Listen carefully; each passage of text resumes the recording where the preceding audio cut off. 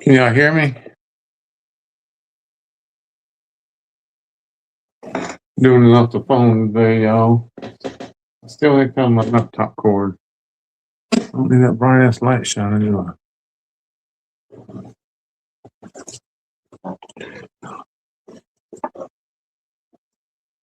Open.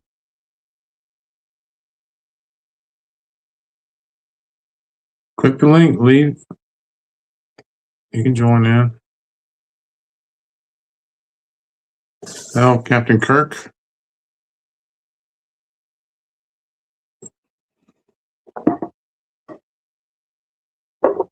Oh, I forgot. That's my daughter. One of my daughters. I forgot which one it is.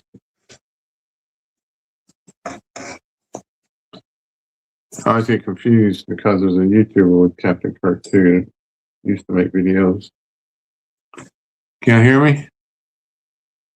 Oh, I can't hardly see the chat. Like I said, I'm doing it on my phone because I don't know where I lost my charger in Tennessee, I think.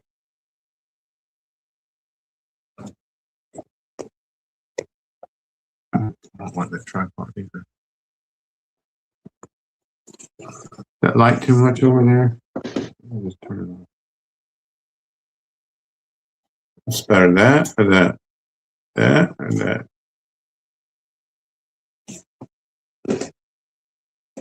All right. Garrett said he'll join me after he eats.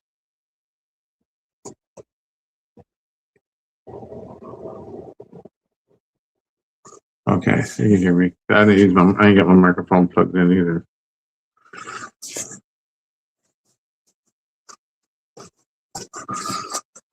Well,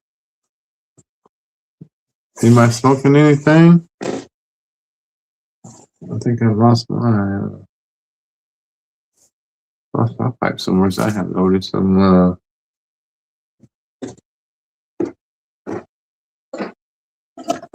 dreams of K-Dot.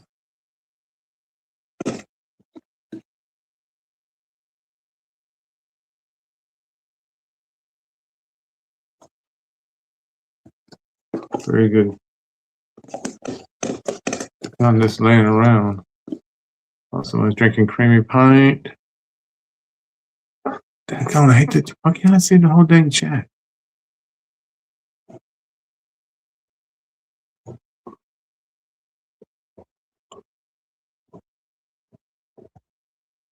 I'm sorry, y'all. I just can't see that.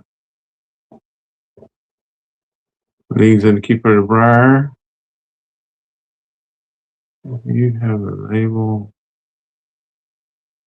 I'll open the.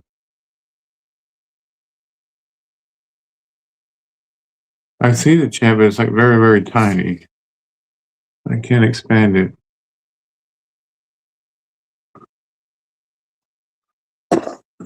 Here. I'll wait till somebody gets on that can read it for me. Chris might be on later.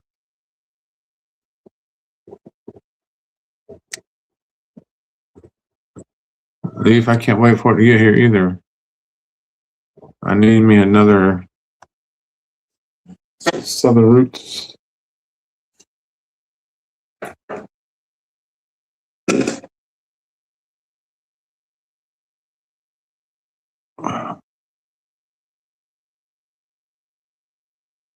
Impact Philosophy.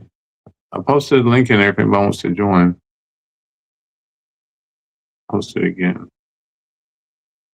Yeah, I don't like this. I don't like it on the phone at all.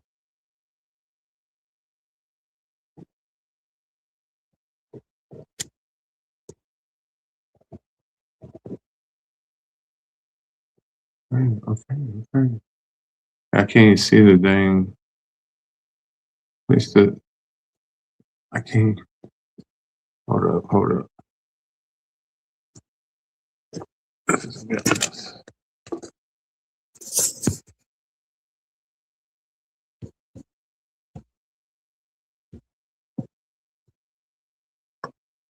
There it goes. Hey, Emily. I might just have to do it like that. Is that bothersome? I can read a chat like that.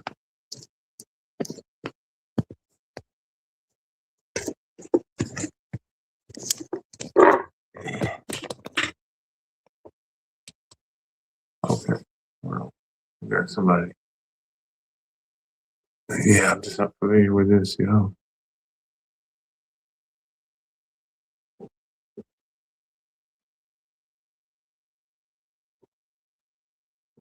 I don't see you, Chris.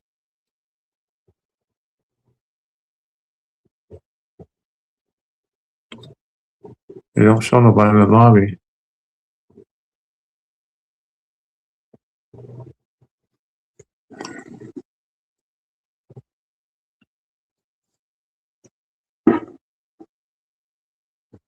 Hold on, we'll get it going here in a minute. Yeah, I lost my cord in Realtown from my laptop. And I know as soon as I start using it, it's going to die on me. I'm trying to do this off my phone today.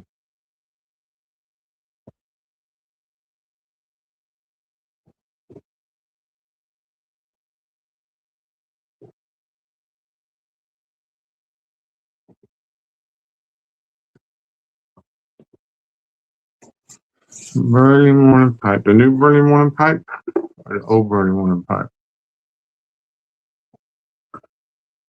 I've been smoking the new stuff on the way to work every morning. Tom gave me a pouch of it. And it's not early morning pipe that I'm used to, but it's not really bad either. It's almost like somebody at home trying to make it. Can't be getting beat, y'all. Hey, Chris, I don't see you in the lobby, man. I hit participants.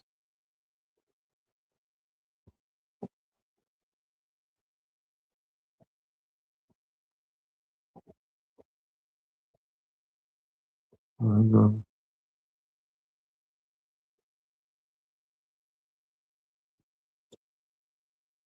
missing it. Layout, private chat, destination settings. Hold up. I almost started early just to get all this shit out the way. Yeah.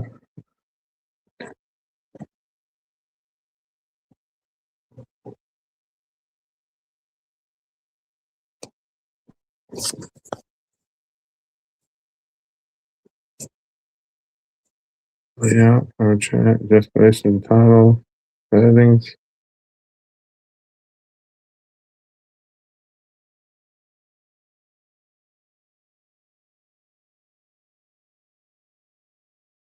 Studio. Chris, I don't see Chris in the lobby though.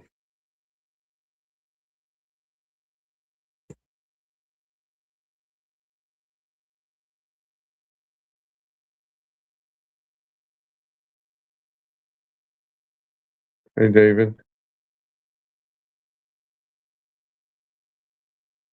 Yeah, I don't see it, man. I'm clicking everything. I see it says participants. Where's the lobby at on the phone?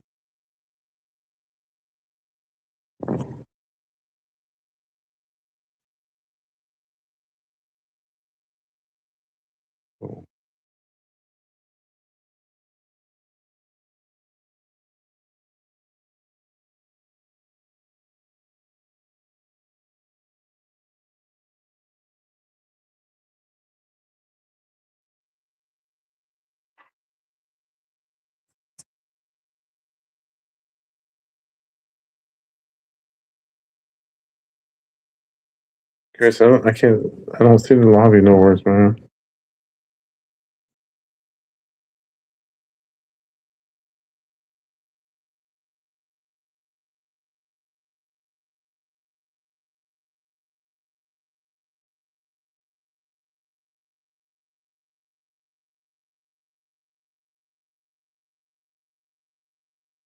Yeah. Let me try again. Let me check the link. Uh-huh. Yeah, guest. Invite guest. Copy link.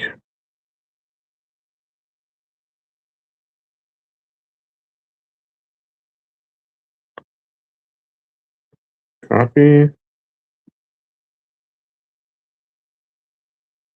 Paste. Try it out. That same one?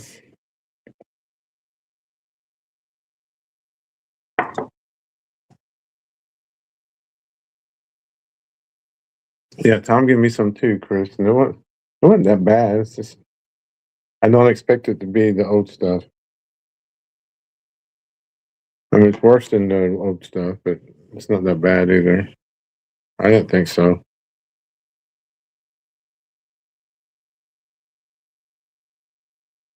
Okay, that's folders. That's brand. That's presets. That's teleprompter. I don't even see a place for the dang. There's guest. Invite guest. I'll send it to you in Facebook, Chris.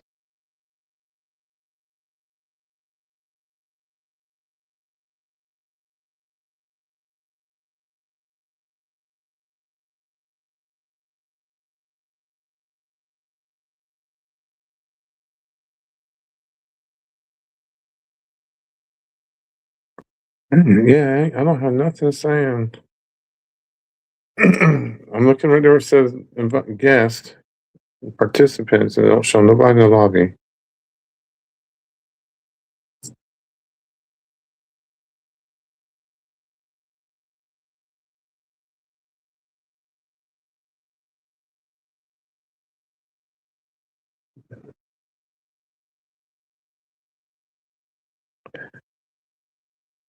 Wish there was a way people would just jump on without even having to turn it this way again. See? No, nothing. Here, I normally get a little light over here by the two people. Yeah, I don't see the lobby. Let me try one more time. I'm grabbing the laptop and see if I can patch you in through it.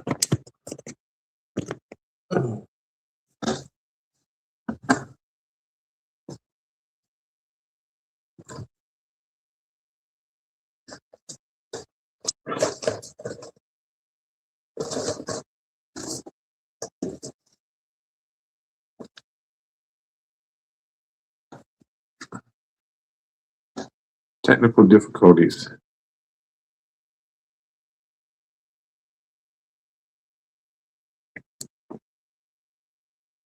Yeah.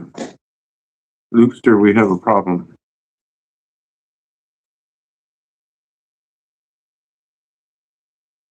Yeah, I don't know if I left it in the hotel room. I don't even remember taking the laptop out of the car now, so I don't think I left it in the hotel.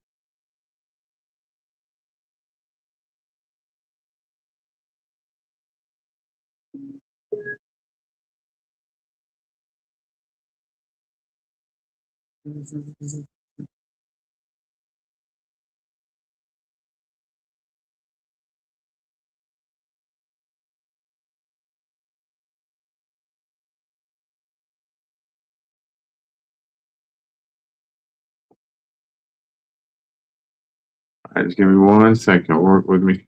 Work with me. Open that. See if it lets me open. Join twice. Or to join in my other name.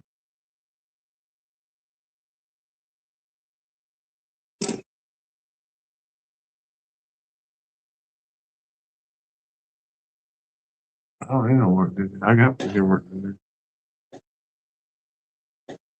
Work do right here. What am I smoke today? I got some. Oh, I ain't gonna smoke that shit. I got some Grey Haven. By McKellen's.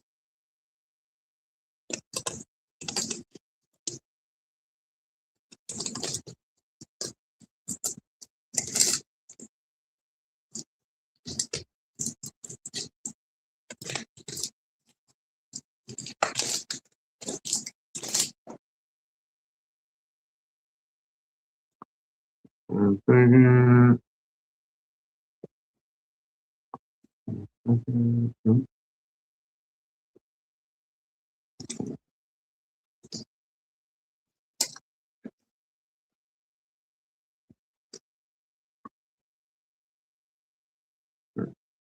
All right, let's see here. Here, StreamYard. Then,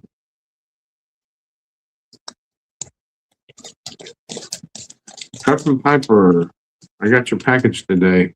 Lots of goodies. Some Tim Horton coffee, some Tim Horton cocoa, some snacks.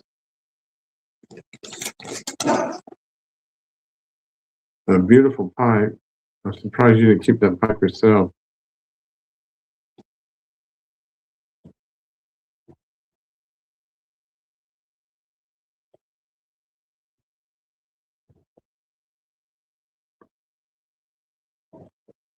Yeah, it's not let me do it. I don't know what's going on now. Okay, wait. Now I got somebody in the lobby. There's Chris. Kick from studio. Jackpot. Hey, Chris. Yeah, it just wasn't showing up, man.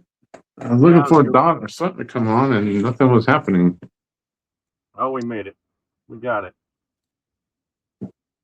Was it the same link or something different? I don't know. I clicked the link that you sent me that way, so I don't know if it was the link. But originally it wasn't either. I just clicked it again and it worked. So. Okay. That's good. Got my solid dog tray. He made me a while back.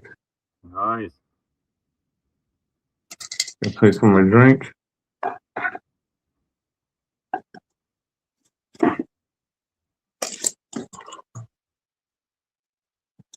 Tammy's on. My wife Tammy's on.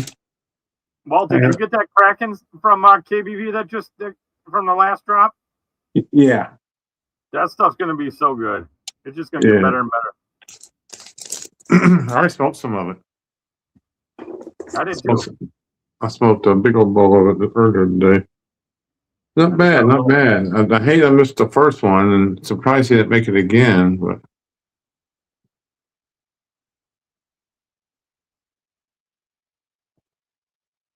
I know, I gotta go. I think my wife is beckoning me. Yeah, go talk to the wife. I'll hold down the fort. She's on the other side of the mansion, so it might take a while.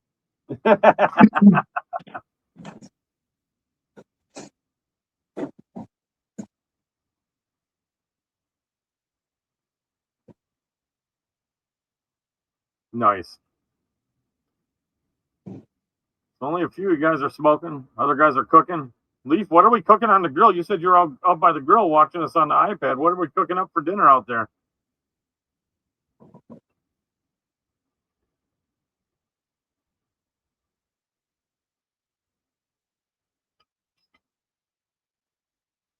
Dakota's probably got the sun out cooking up steak. We're going to see that one tomorrow. You know what time it is. Oh, Wilkie's peanut butter. Good stuff. Justin, you didn't like the creamy pint, huh? What pipe did you smoke it in? It smokes sweeter if you in a cob for sure. I mixed it around. Tried in a couple different things.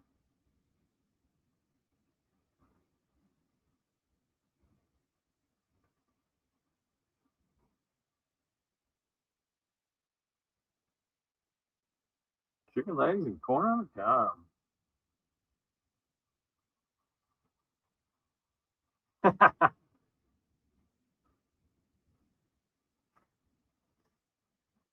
That's what you do up there in the hill. Just wander over to the next little thing. Grab somebody else's. Or goats. Doc, what's up, nerds? Johnny's in the house. He must be out cooking up dinner too. All right, Justin. Yeah, sometimes you're just not in a burly kind of a thing. It happens. Never heard such nonsense. Oh, David. I don't know. Walt, did you score any of that HH anniversary cake? Huh? No. Did you score? No, I didn't. I think by the time me and you talked about it, they were already sold out. Yeah, their phone I- lines were down. It was Like an hour before that, it was 5 left, he said. And they were making you call and all that stuff and having problems with their phones, so I wouldn't. Dakota I- got some. I got their classic cake. I got a big old jar of classic cake. That's the one. I don't know. I don't remember what the difference is in them, but I like the one I got. There you go. I'll send you some of it. Have you had it?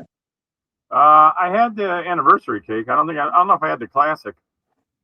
I took some to the whatchamacallit. Everybody loved it.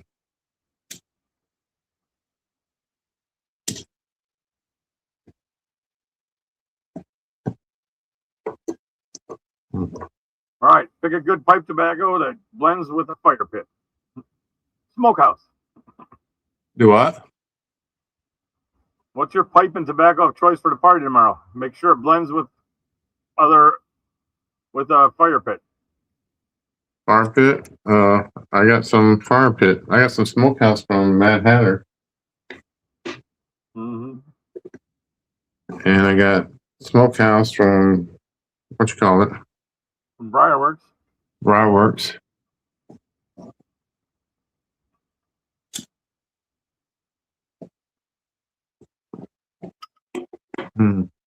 Smoke pick, maybe Key Largo, though. Oh, what's his name? Pepper Piper sent me a big old cigar, so I may bring it. I forgot who he said made it, but it's something that's huge.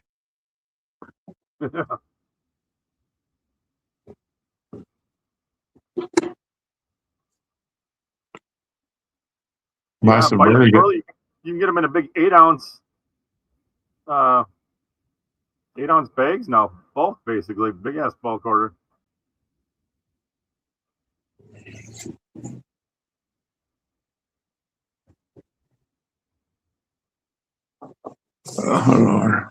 Johnny's got his whole family there. Yeah, Johnny, you probably ate the pizza in the recliner. That's the last time I heard you were eating pizza. You were eating it in the recliner.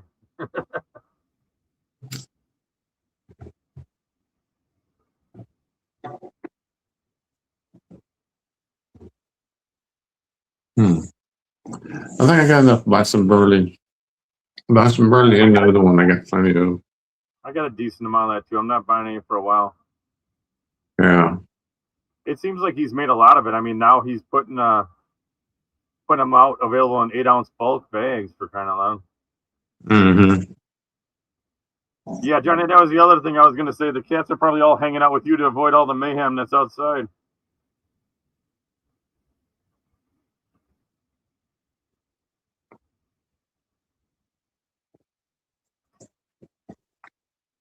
I hadn't tried a PD yet, David.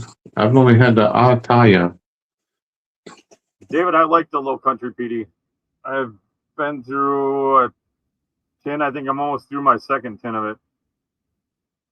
Are there any, like were any other Low Countries small batches or just that one? I don't know. What Low Country doesn't have any small batch stuff. What are you talking about? Sure they do. Yeah, Ataya. What are you talking about? Atalia. Oh, that one. I have 1 or 2 tins of that. Yeah, that was a small batch release. That one I'm aging up though. I'm gonna sit on that one. Hold on, I need to close my back door. That PD is so good. I can smoke that. That's like an all dayer. It's in my 2-tribe bucket. It's a good one. It's got just enough going on to keep you satisfied all day smoking it, but it's smooth. It's good. Yeah. What I had earlier today, I think, is an all-day good blend. I had Sarto just a little bit ago. Mm-hmm. Love that. Love that blend. Yeah. I've been on that PDX. That's funny that he asked it because I've been on a kick of that. That's the one like I just keep grabbing for every day and then pick something else, but I always got to have at least one bowl of it. What's that? The Low Country PD. Mm-hmm. Yeah, I need to smoke more then. I mean, that I was like kind of the- like the while I was out with Wessex Burley Slices, then that Watch City Masshole, I was smoking that nonstop, and now Petey is kind of like my go-to Burley for right now. Mm. And you had their bulk Virginia Burley in Virginia. Mm-mm. It's pretty good too. And their Virginia Oriental. I'm joining you guys from my phone, so I can't see the chat at all, by the way. Ion too. Well, Dakota had to run off. He'll be back. Dakota Talking did. about the smoking pipes having a 20% off sale on Low Country right now. Oh, they are. Yep. They had Low Country and GLPs. GLPs. Yeah. I think I got all the low countries. I'm not sure though. I picked up a tin of black on Wednesday. I'm trying not to buy. I'm saving up for Chicago, so I'm not buying any more tobacco. I got enough to work my way through. There'll be another 20% off sale for GLPs from Smoking Pipes coming around in another 3 or 4 months. Yeah, right around July, I think. Doc, it actually was warm here today. It was like 60, but I'm just still hooked on the Burley. But the vapors are definitely making their way back into the realm.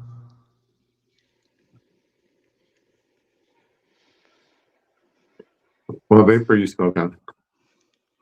I threw some Wessex Curly Block in my bag for tonight. Oh, okay. Nice. And I got that Stokeby 4 dot. Oh, you got that? That's How's it? it's good. It's good. I like it. Was it worth the money? I think so. I mean, it's, you know, How different is it from the Stokeby slices?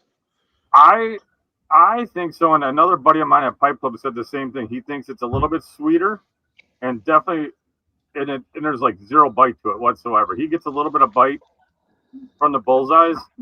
If he really heats it up, he can get it to bite a little bit. But he says it's really smooth.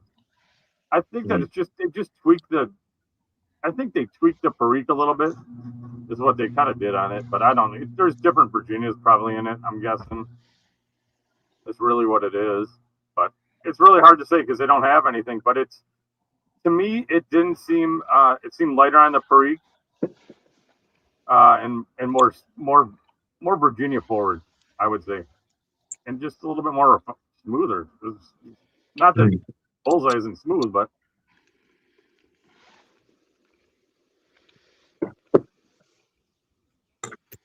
And if you want to try it, the Four Noggins is the best place to get it because they're the cheapest. Mm. Yeah, but with Fort Noggins, you roll the dice on what time they're going to ship it. It could be tomorrow. It could be 3 weeks from now. Another month, yeah. I've been been there. actually pretty lucky with it. It's when it gets in the mail, because anything from me that comes from up in that part of the world always goes past me off to Iowa and then comes back to Wisconsin, so it gets delayed. Versus, other stuff that goes right to, Chicago, right into Milwaukee area. So it's kind of goofy. That's the biggest thing I run into. But it is, it is. But I think he's almost $2 an ounce cheaper than some of the other places. So it's was worth the gamble. Oh, I order a bunch from Fort Noggins. When I order it, sometimes it shows up in 3 days and sometimes it shows up in like 30 days.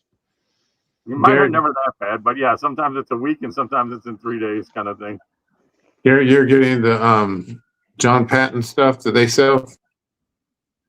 I From got a couple of their samples of their vapors, the bulk vapor, but the one I think it was Prairie Winds I got from them as a bulk. I don't think it was John Patton though. Oh, okay. But that one was pretty good.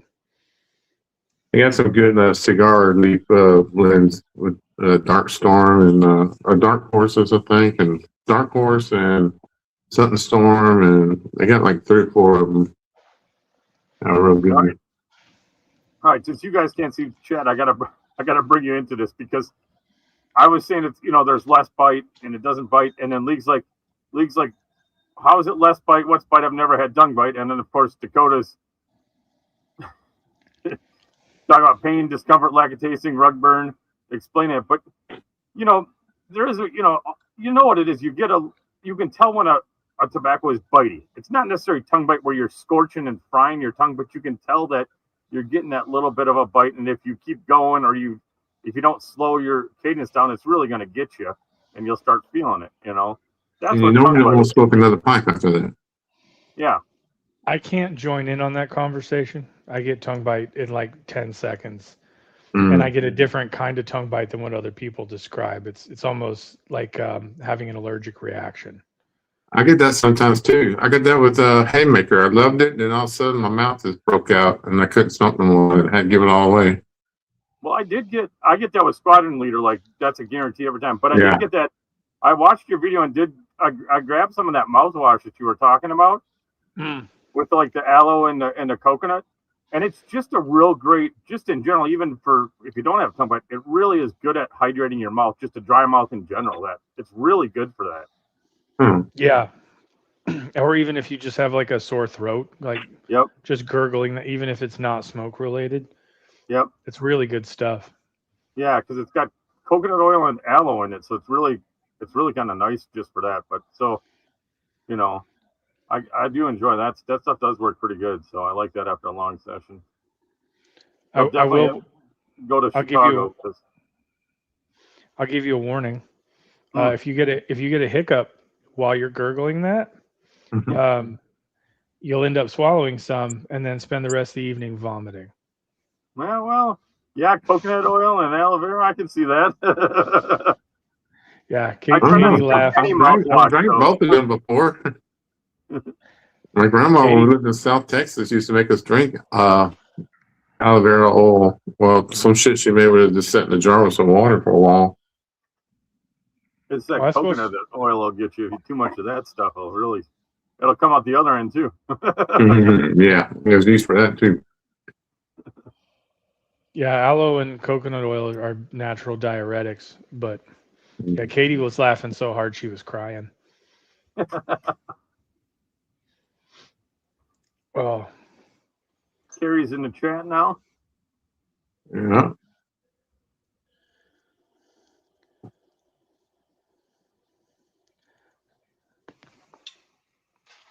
oh no. There we go. Where you at, Gary? You're in North Carolina now?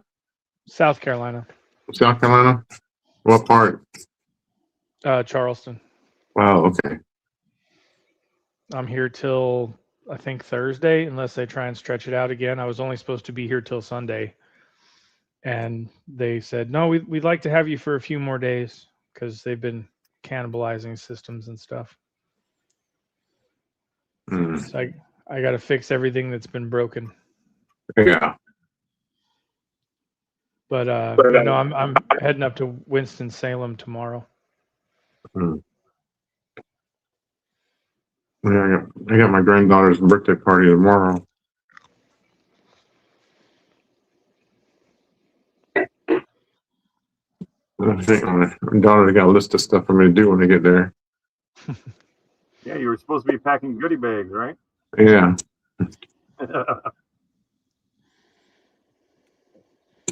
I'm gonna be hanging out with 1913, Justin from 1913 Pipes.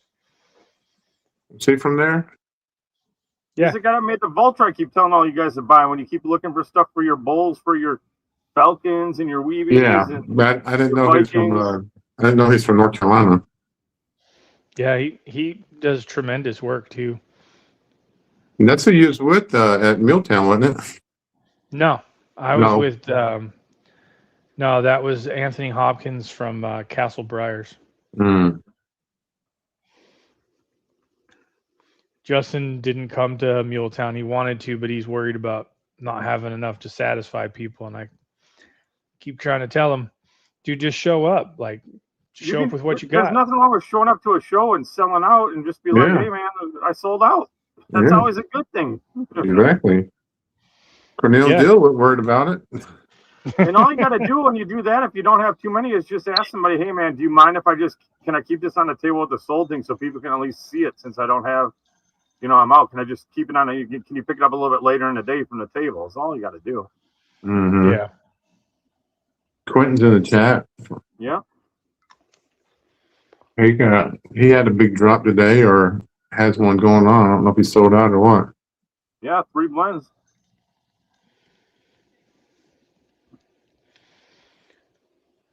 What I'm planning for Sunday is a secret, but I might film it and show everybody. We'll see how it goes. Yeah, because weren't you and Jess were working on with him on those filters for those vultures, right? The adapter Yeah. to make filters. We talked about it for months and months and months, and he made a prototype, and then as usual, I was kind of pissy that it wasn't exactly what I wanted, so I made a version of his prototype that was exactly what I wanted. Nice. We worked together on the Falcon rack too.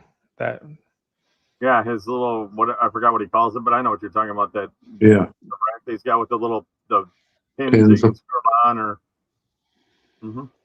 yeah, because there is nothing for that. It's beyond that rack. There's nothing to hold all your bowls. Yeah, it's a cool I've rack. seen one. It may have been his, but I know I've seen one on Pinterest, not Pinterest, on Etsy, I believe. But it's just basically dowels, like small dowels on a piece of wood or something. But it can hold everything from Weebies to Falcon bowls. It's like a Falcon, Vikings. It's like a do-it-all rack for all the different bowls that you want to put on it. Mm-hmm. Except Kristen's. Everything except Kirsten's, yeah. Yeah. Yeah, I was buying from him back when he was just making the bowls before he got into before the Vulture, Same. I'm hoping that I can encourage him to make a bunch more. Maybe I could lend a hand or something. If he would make Breyer Falcon bowls, he could make a killing because you can't get them anywhere. Well, quality Breyer. You can get the Falcon brand ones, but they suck. Well, and even those are hard to come by now. Like the bowls? Yeah. I've got about 30 Falcon bowls, so maybe I'm the problem. Mm-hmm. Yeah. But maybe. Katie's part of that problem. Is Johnny in the new magazine, or I missed part Johnny of it? wrote an article on Timber and Smoke. He's on the cover? No, he just got an article in it. Oh. What was it about? Bunch of nonsense. No. Some bullshit. It's just about the kind of like the mindset of finding like the perfect blend, or just your mindset and how it can change everything from where you're at. Your mindset can change what you like that day, what tastes good to you, all the different kind of stuff like that. They say he wrote a book 2 years ago. I was going to say, you could write books about that. The paragraph doesn't come close to touching it. Mm-hmm. Mm-hmm.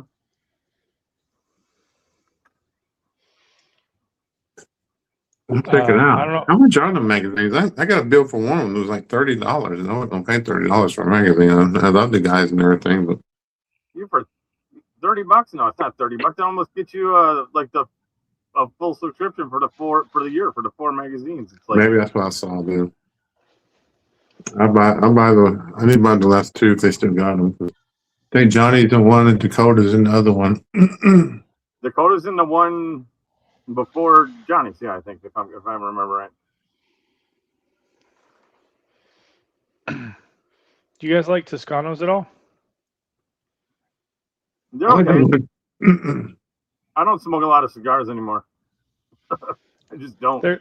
They're closer But to pipe tobacco than cigars, I think. Yeah, they're a little, dry fired, little cheroot type stuff, cigars. I tried their new one. If anybody likes, I'd say spicier Virginia Periques, that kind of thing, because Toscanos have their own flavor. Mm-hmm. The new one that I tried was on Wednesday was the Brenta, I think it is.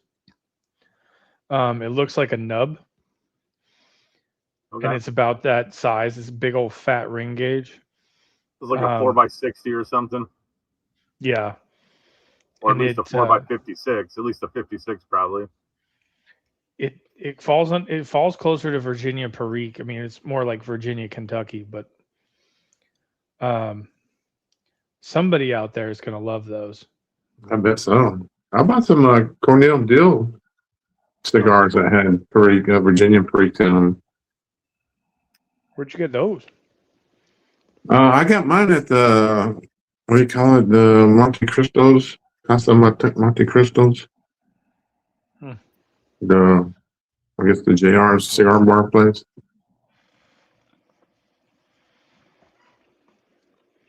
Quentin says he's smoking some of your Valentine's blend. He likes it. Well, Huh? Does he? yeah. Yeah, a lot of people. Some people liked it. Some people didn't. Well, maybe I'm the only one that didn't like it. I don't remember. But I know it didn't have a strong cherry in it, but it had like a light cherry in it. That's kind of what I wanted. But some pipes I tasted it real good, and other pipes I didn't taste it at all. But the time may have more to do with it too. I hadn't smoked that lately.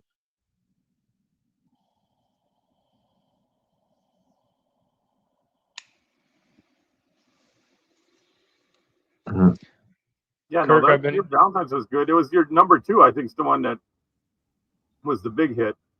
Yeah, 2 and 3. Mm-hmm. Jess said he liked 3 because he don't like Latakia, but there's Latakia in it, and he said it was like just the right amount, and then with the sweetness and stuff on it, it melded pretty good. He said, I like hearing that, but now I can't duplicate it. I made some more, and it tastes completely different. So that's the next hard part, is making it again. Luke just says you need to make a Walter White Burley blend. Oh, that's a good idea. Oh, Walter White. Yeah. Walter White's Burley blend. Walter White Burley. You better start with White Burley. Yeah. Then Cavendish some Latakia or something random. Mm-hmm. Yeah, totally random. Yeah. Well, Lee wants to know how many blends you made. Oh, I made a bunch of them. I probably made about 10. I sent y'all about 3 or 4 actual blends. Some of them was just the experiment with the 5 Brothers Cavendish I made in the yeah, you had the toasted 5 Brothers XLD stuff I made. Mm-hmm. You had at least like 5 or 6 like blends in that box that you sent me. Yeah, well, once the Valentine one, so I was really just doing that one time, and then the 2 actual blends, the Burley one and the ones in Latakia in it. Mm-hmm. And then I don't think there were any actual other blends. I made an Oriental one that just has that I love. Somebody in the Pike Club loved it too. It's just Ismer, Bosma, and Dark Air Cured. And I like it a lot. Yeah, you're on a big Oriental kick lately. Yeah. It's hard for me not to put cigar leaf or Oriental and everything. Cigar leaf and Oriental, yeah. Yeah. So tell me how you feel about Purple Cow then. I love it. I like Purple Cow. And I call it my Key Largo match. I got one I made. I think it tastes a lot like Key Largo. That's one that's in my to try bin. I still haven't cracked into. I took a break from the GLP stuff to go through all the warped blends. Oh, okay. Have you ever been to all the Old Ones series? Yeah. I did that too. Well, I got one more. The strongest one I haven't tried yet, but I've tried all of them. In GLPs, I went to the Ziegler series. Yeah.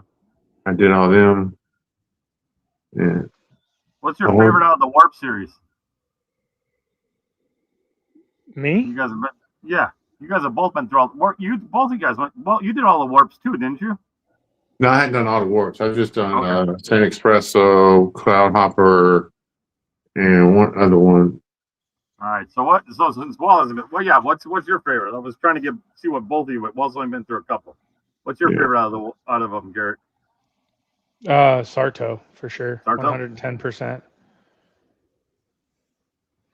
Yeah, there's Sarto's an all-day dark fired blend. It's well balanced. It's not too strong. There's no toppings on it, so there's no notes to overcome or anything. Sure. Like the Brothers in Arms is good and it's stout, but that topping on it can be misleading when you start getting into it. And Sarto doesn't have any of that. Yeah. David said he likes Purple Cow. And he has been smoking a lot lately. Quentin says he's going to come out with I lost that one. I lost that message. But he's coming out with a blend with some flue cured tobaccos in it. Yeah. I want to get my hands on bulk dark fired burley, because after Yeah. trying that Montford Point Marine, I want to try that like in almost equal parts with Latakia and dark fired, and I think maybe some like Cavendish Red Virginia to lighten it up a little bit. I think that combo, it'll be a bit much, but I think it'll be a treat. There's a guy on Instagram. You probably follow him too. He grows his own tobaccos and he does his own. He's on YouTube now. He just started on YouTube. He makes his own Latakia. He makes his own Perique, and I think he makes his own dark fired. He like dark fired Virginias, Burleys. Cavendish is Rustica, all kinds of stuff. He does some crazy stuff, and he shows you how he does it all too. I forget his name, but he's real cool guy. I like watching people do stuff like that. I don't think they're going to be cool with me doing any of that in the mobile home park I'm living in right now. Oh, come on. They cooking meth next door. You go cook some burley in your shed. They're cooking Side by side tamales. smoker. They're cooking tamales next door. I'm just not allowed tamales. to have a fence. That's even better then. Are we going next door all the time then? No, they don't like us very much. They've never met me, but they sure do say some nice things outside. They did a burnout in my driveway. They're great people. Oh, dang gone. That was unnecessary.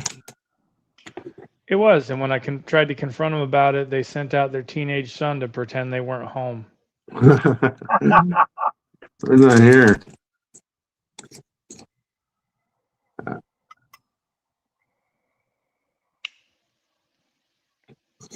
Let's see what my next sample packet is. I'm gonna smoke. I got either Red Ribbon or there's a blend. A guy from the Pipe Club brought something. There's a San Diego Pipe Club. It's, I guess, supposed to be pretty big, and they got their own blends. I got one there called Patch. Yeah, they were selling some of their blends in Vegas. I got some of their snuff. It was good. Oh, really? Yeah, that's actually a real cool club. They're super nice guys. It's really big. Yeah, I heard it real nice and cool.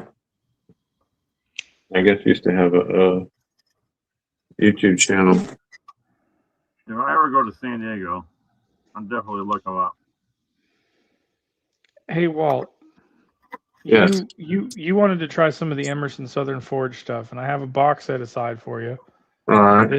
This is a good time for me to ask you. Do you want me to send you the jar of stuff that he made for me and Katie? It was stuff that people could order when he was taking orders, but he's not doing that anymore. Well, whatever you want to send, it's fine with me. I'll pay the shipping if you want me to. It's called Satchel of Richards. It's yes. The biggest. It's Rustica, Burley, I think a touch of lemon Virginias, and then it's all cased in rum and vanilla. and Oh, pressed. okay. That sounds good. That sounds like something I would do. I bought a bunch of that lemon Virginias off of Whole Leaf, not Whole Leaf, but the Leaf Only. I think the only one that sells it now. But I love that stuff. I'll make some Vapors with that. I like the aromatics with the lemon with the citrusy Virginias. Mm-hmm. I think you hit the right notes with that, and it's like having a lemon tart. Yeah. Yeah, especially is- for like spring blends coming up and summer blends. Yeah. It's crazy that none of the bigger blend houses most of them don't have a blend that takes advantage of those citrusy Virginias like that. They're all just a light note of that, or Mhm. they blend it in with Latakia, and they don't dive into the citrus side.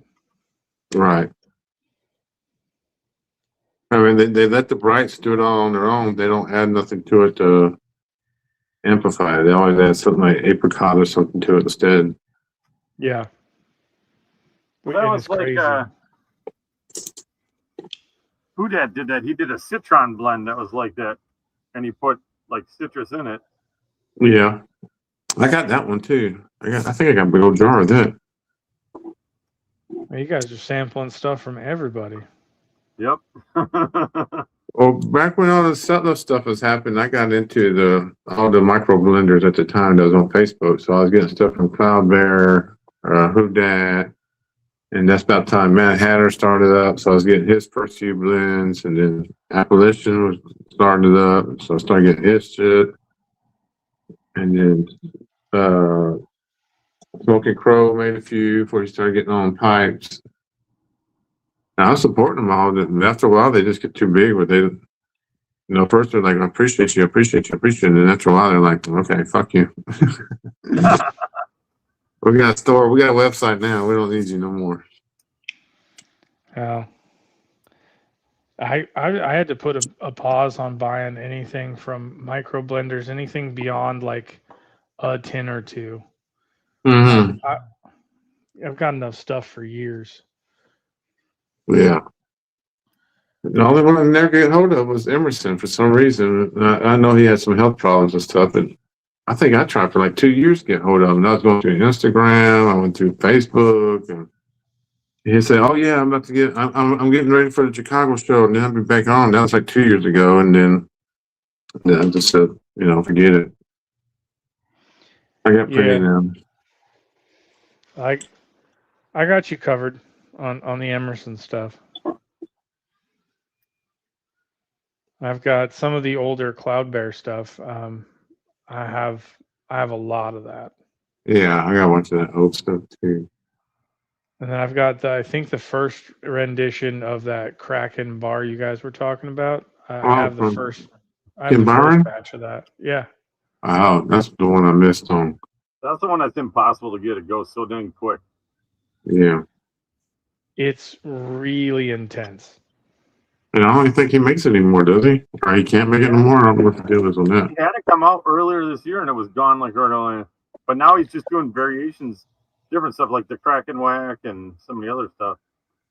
Hey, I was on Watch City ordering like the new stuff, and I know it's a lot of stuff I like. They don't sell no more, like the 558 and the Old Dominion and Northeastern and North Church. Those were all Sutliff Walt, so he's got to reformulate them. Well, he wasn't even making those. Name. I didn't get a warning on that though. Sutliff was making those bricks for him. Was it? They're making all his flakes and stuff. That's my understanding. Well, he took a lot of credit for somebody else making it for him. Well, they were doing the blending and they were doing the approval, but they were sending it off to Sutliff for pressing. Oh, okay. But it was Sutliff Leaf involved in it too, as far as I'm aware. I figured that. Mm-hmm. But everything else he give a warning on. This is going to be running out. It's going to be my last release, stuff like that. But that stuff is if the church warden cake and all that. I used to love it. This is gone. I'm drinking some scotch, There you go. Clinton, some grants. Mm-hmm. I'm drinking dollar store Diet Coke out of a 2-liter. I'm drinking Mhm. water. So there you go. Nothing fancy for us here, guys. Yeah, Sorry. Old Dominion was one of my favorites. Hunter's in the chat. Hunter, did you get some Simply Red this round? I snagged. I picked up 8 ounces of it. I already had some, but I got some more. Oh, what? Simply Red. Yeah, I went and stocked up on it. I got plenty of the gold I liked, and the one he made for Jim Minks I liked, and Ernie Intels I liked. I'm pretty much stocked up on them, but the ones I didn't stock up on the thing, I think I moved the jar, but the Old Dominion and Nor'eastern is the ones I may have a good bit of Nor'eastern, but Old Dominion I don't have none of. I think I've got a good chunk of Nor'eastern and Churchwarden and Old Dominion and Ahab's Comfort. Yeah, Ahab's Comfort. Yeah. That Churchward is just a good. Mhm. I don't even know how to describe it. It's just a good. If you don't know what you want to smoke, just pack a bowl of that. And it'll satisfy you. Another one that did really well was now I can't remember the name of it.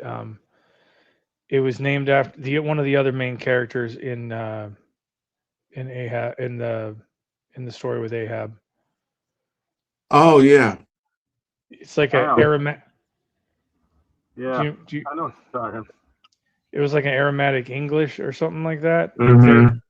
Really rich flavors, and man, if I don't know what I want, I'll load a bowl of that and I won't be disappointed. And I know there's plenty of that left.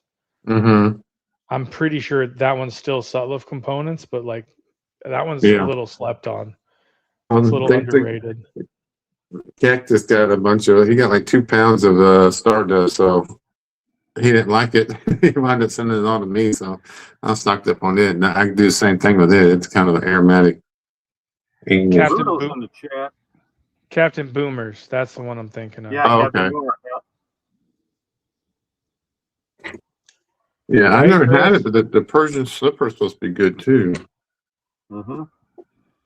It didn't hit me as well. You like it? Tashkent hits me a little better in that category, but neither I one do of those like is that. anything I don't crave either one of those. Yeah, I like Taskin though, but I always get samples sent to me. I think I'm order me some.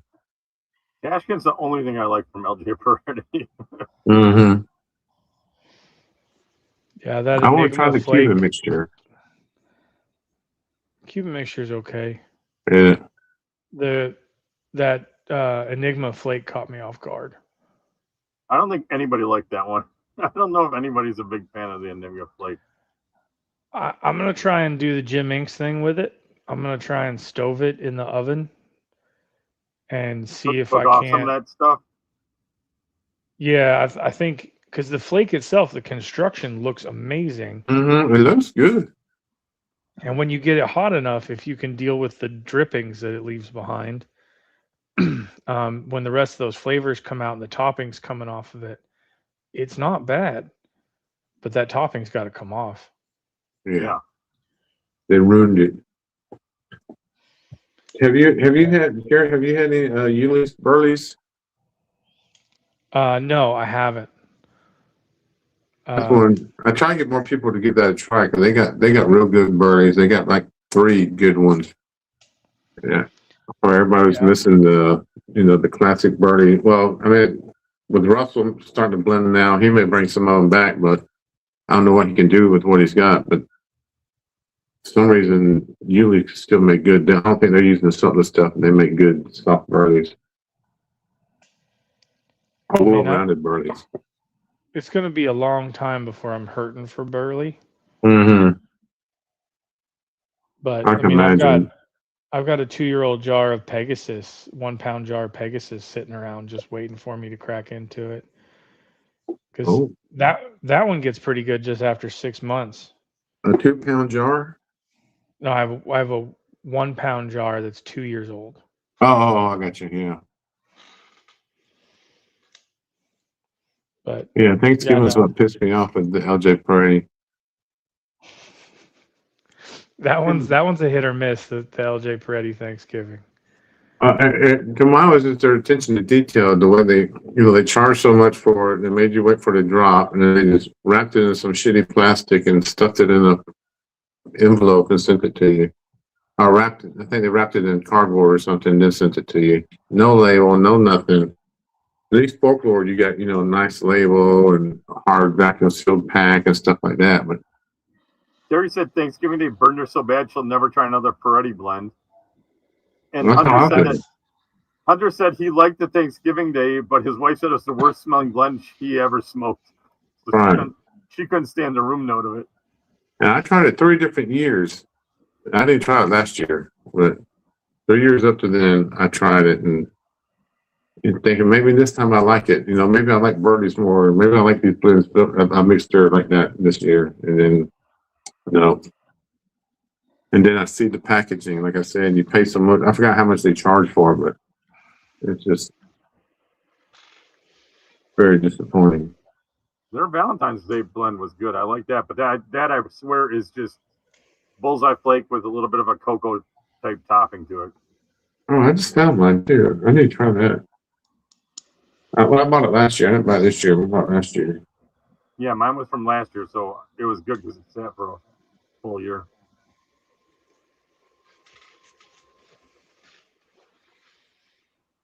I think somebody said that's what their crazy magic flake or whatever it is too. What cities, which I loved. Jess apparently didn't like it so much, but me and I think Cactus loved it. Well, it has Strange magic. It's not that great. It's very. You definitely get that kind of like pineapple topping to it. Mm-hmm. It's a little bit like goopy and hard to keep burning fresh. But I circled back to it after a year, and it was really good. Mm-hmm. Good summer blend. Mm-hmm. It's a good summer blend. A little pineapple note goes good when you're having a nice little rum drink out in the heat. Mm-hmm. I seen what was it? I seen one on Timbit now too. It's the what was it? It was a margarita tobacco at the pipe show. I forgot who made it. That sounds horrific. It was who was it? It's the Sun Lotion place. Panama Jack. It's a Panama Jack blend. Good Lord, not Panama Jack. Yeah. I'm just trying to imagine the flavors of a margarita mixed with flavors of tobacco. I think it was a margarita. Is it a daiquiri or it may have been both too. I don't know if they had one blend or 2 blends, but and then I seen somebody bought it and I think put it on Timbit, but the Redeemed Pipes guy had it.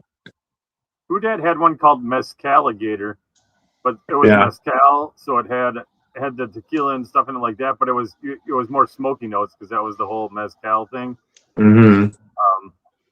And of course, like everything he does in his blends always has rustic in it, so you get the earthiness of it that way. So it wasn't like some uber fruity, goopy type of a thing, but it was a strange. Yeah, I got some of that. I like that one too. I forgot what all I had by him, but I like that Koyun or whatever the heck blend he did. That's the one with a little bit of the butterscotch notes to it. Was kind of good. I'll have to check that one out. When I wanted a little something sweet. Mm-hmm. Because the butterscotch and rustic good combo was a pretty good one. I still have to open my tin of Frostica 1800.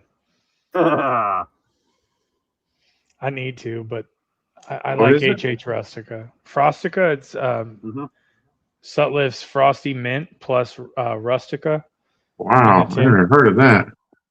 That's the one that Nate Davis made for the fast smoke. Great Woody show. Mm-hmm. Oh, okay. I've only got the one. Actually, Cloud Bear got it for me, which I was very grateful for. Yeah, he's a nice guy sometimes. He's a little ornery sometimes. Yeah, there's more than a few people in the community that are that way. Yeah. I try not to hold it against people. I know, That'd be yeah. like somebody liking me because I'm not talking a whole lot, and usually I'm sitting in a corner just trying to get up the social battery to talk. Mm-hmm. Yeah, no, if you're gonna be like that all the time, I don't mind. Just, and that's how he is. You learn that's just him. Yep. I will tell you though, he was a very supportive guy when I had some legal stuff going on in Las Vegas with my ex-wife and whatnot. Yeah. And Oh yeah, he's a good guy. yeah, no, he's good people. Yeah, he's just very proud and Mm-hmm. And he's pretty good blending. I don't know why he don't do it full time. He's a truck driver or something. no, he's not. He's doing pipes. Last I checked. Oh, that's right. He started doing pipes. Him and who dat?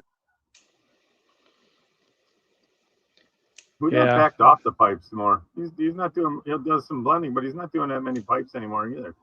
Well, I got a few who does pipes, and they're not the. I mean, they good choice to get out of making them.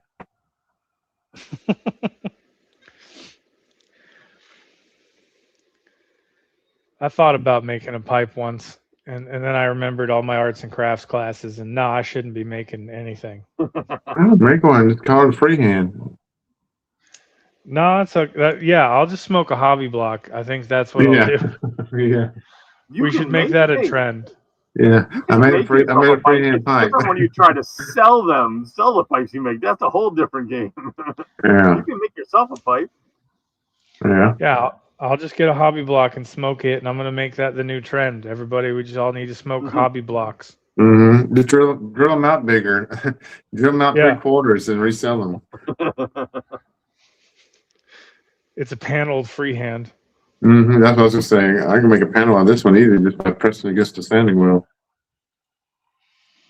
I think 4 panels is fine. I got two of my favorites are panels like that. Luke's for smoking some deluxe crumb cut. That's a good one.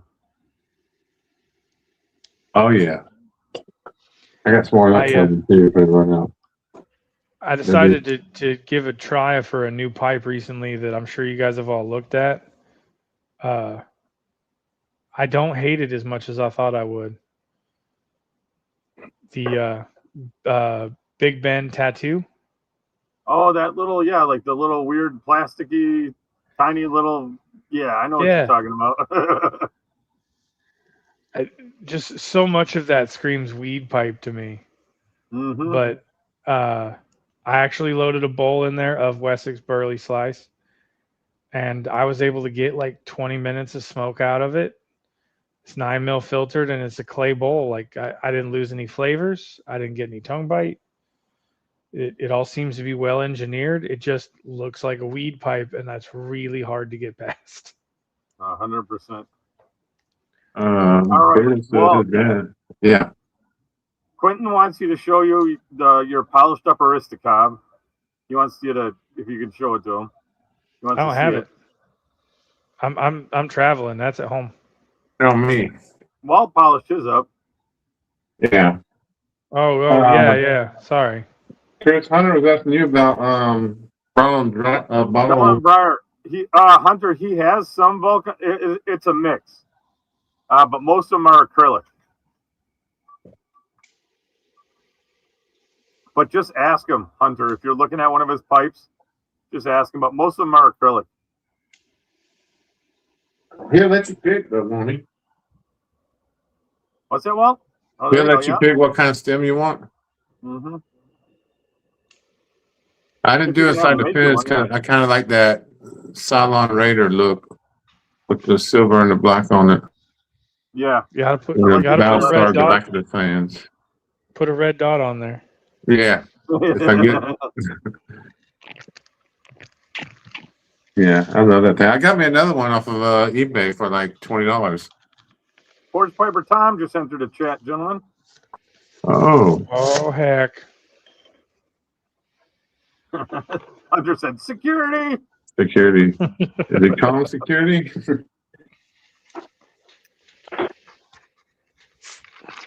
Time to reload. What you loading up now? More Some Diet cola. Coke. Some Diet Cola, man. Oh, you're not smoking? I'm in a hotel room. No, You didn't see my old videos, did you? Well, it would I be, have. you have shelves and That's stuff. South You'd be Carolina polishing motel pipes rooms. in the bathrooms. Yes, I'm not going to be able to keep this job that lets me do all these fun little field trips if I do stuff like that. There's certain places in South Carolina. I mean, they're not the best hotels in the world, but they still have smoking rooms and some of them. No, not down here. Yeah, No, down I'm there not is Charleston. Aristocob. Yeah, it's a Yeah, look- rustic hub. Get I looked at polished it up, sideways. Tom. You smoke anywhere in public in Charleston, you get looked at sideways. Mm-hmm. Yeah, Fort Virginia is a very good blend. Unless it's weed, I guess you can smoke weed anywhere. Nobody looks at you crazy at that. That's what they tell you. That's what Johnny will tell you about California. You can smoke weed everywhere. Don't Well, I'm actually from- smoke tobacco. I'm from Denver. Yeah. Yeah. Yeah, same thing, dude. They'll be down there. It'll smell like weed everywhere, but don't sit out on the corner and smoke a cigar or a pipe. They'll look at you sideways. You're I had smoking somebody tobacco. approach me and they wanted to know where I got my weed from. Smokingpipes.com. That's some good smelling weed, man. Where'd you get it? Dude, that smells so familiar, but I can't place it. Where'd you get your weed from? St. James Plantation.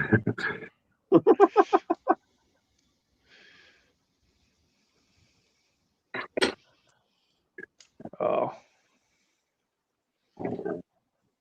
Man, I pray to God that the guys who are in the room above me aren't there tonight. I hope they checked out. Yeah. They go to bed at like 2 a.m. and get back up at 5. Oh, I it's the swear weekend too. It's gonna be worse because the weekend. So kids are gonna be checking in. Weekend with spring break, but whoever's up there, it sounds like they're 500 pounds, man. Mm. I Can't take sleep through earplugs when I nothing. go to a hotel just for that same reason, man. The walls are always crappy. Somebody's always slamming a damn door. If I want to get any sleep, I put earplugs in, man. Yeah, I Only got way I can earbuds and a sleep machine. That's all I need.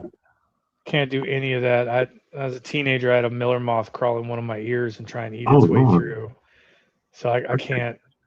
I can't. Oh have man, I would be something- putting earplugs in just to keep shit like that out there. Keep the cooters out. I I'm like, tried there's no way I that. can go to bed without something blocking my ear canals in. Yeah, if you had earplugs Yeah. in, they wouldn't crawl in your ear. But then I can hear every little hair inside my ear, and it sounds just the same as that Miller moth trying to eat its way Uh-huh. through. Yeah, when you have those earplugs in and you're sleeping, and man, your heart never sounded louder to you in your life either. You can hear Yeah. everything. Yeah, and it's a miracle. Like, how come I can't hear my heartbeat all the time like this? This is weird. Mhm. Carrie said she can't sleep with a sound machine on while it gives her a headache. Hmm.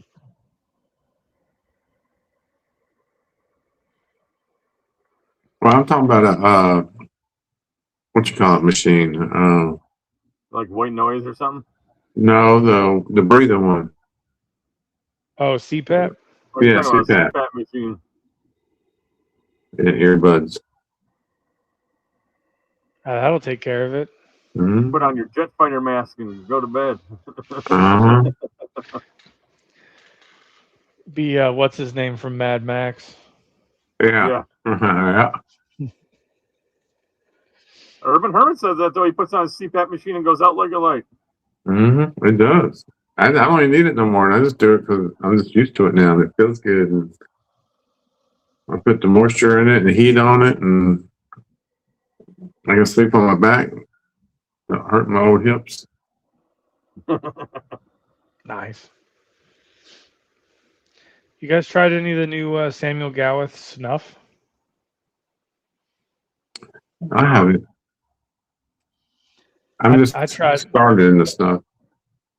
I tried one recently. I haven't had any snuff like, light any bells for me or anything. And this Hmm. the one I tried recently with a different idea in mind. I think I like it. It's lemony, like lemon pledge. Oh, really? Yeah, originally I was approaching all those with like, oh well, it needs to taste like a tobacco or smell like a tobacco I want to Mm-hmm. taste. Yeah, Or, no. or coffee. That doesn't hit it for me. It's something I want to smell. Yeah. And What's the this lemon one? one's What's it called? The lemon one. CM, I think is what it's labeled See. as. Just a yellow label with CM on it. And it's got a little dispenser with a hole in it, so you can just pop the top and put it Yep. up to your nose. Hmm. I'm trying to learn how to meter my breathing, though. I'm tired of feeling that stuff touch my brain. Yeah, you gotta get that down, otherwise it's that's not fun. Yeah. Your nose never ran faster, I swear to God. I didn't know it wasn't supposed to go to the back of your nose. No, then you start tasting the back of your damn throat. Mm-hmm. Yeah. Yeah, you That's just what. want it. Like it seems to do best when it's just up here.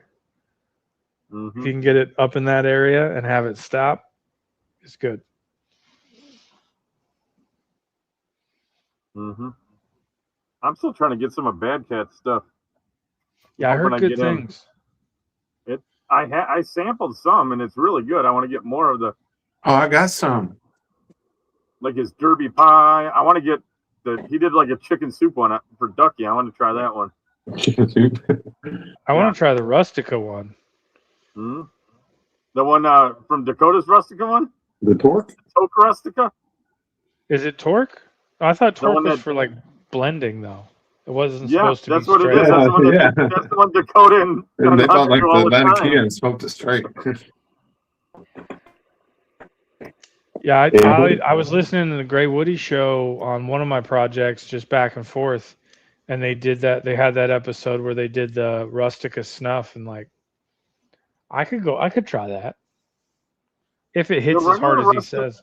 The other Rustica stuff's good. The stuff that Dakota and Hunter do, that stuff's brutal. I mean, that stuff's like the blending stuff. You know, it's not really made to go straight. But there's other, like Bad Cat has one that's Candela, which is really good too. You know, if you're into like the green Candela cigars, you know, with that's really grassy. Yeah. But it gets some of that citrus notes to it too. Oh, that Tessium from Bad Cat? Yeah, Yeah. that's a good one. Is it good? I like Candela cigars. Those are my jam.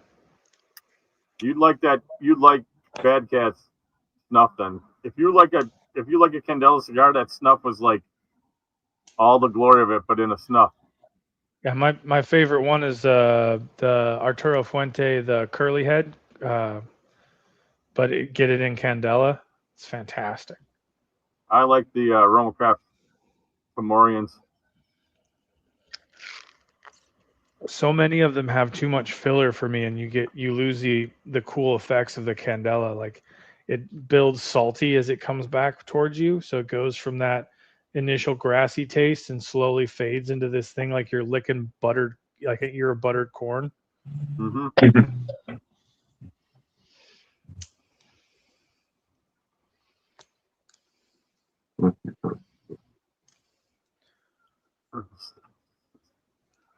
I might have to check out here pretty soon, fellas. I plan on hitting the road early in the morning.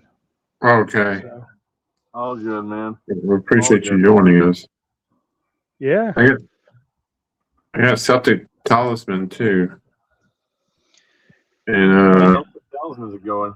Bernards, Virginia. I saw they had a fire dance. There was a Samuel Gow with I fire heard of dance. the fire dance, yeah. Fire dance is good. I like that one. I have that one. I got the You'd probably like burn-ins. that one if you're talking. You're like, I want something that smells good, not taste like the tobacco. That's a good one where it has. You get that smell. It's like sticking your when you use that stuff. It's like sticking your head in a jar of fire dance. That's what's in your nose. That smell. I might try to grab one of those before I go home because I don't really want to pay Colorado excise tax on shit I'm going to stuff. Oh yeah, especially North Carolina. Hit one of them JRs. Everybody's telling you safe travels too, Garrett. David, Tom, and all the others said be careful. Travel safe. Thanks, everybody. Yeah, no, I if what I'm trying to do on Sunday works out, I'll make a video. You'll either see it on my channel or somebody else's, but I'm trying to visit everybody I can. Yeah. I know I reached out to you all, but you're busy. Yeah. And that's all good. Yeah. I don't plan out these work trips very well, like for Yeah, I know social how it goes. engagements. I got stuff to do, and that's all I do. But Yeah. we'll see you guys around. Looks like my next trip's probably to Seattle, Washington. So Hold on. yeah, Seattle Pint Club. maybe if I can get away, it's going to be a lot of work. So I don't know if I'll have really? time. Well, thanks for joining us. We appreciate it. Yeah. Yeah, I'm usually busy with kids and running around this time of day at home. So Yeah. cooking dinner and such. So I can't normally do this stuff. But you guys have a good one, and I'll All talk right, to you you later. too. You too. Take care, man. Be careful out there.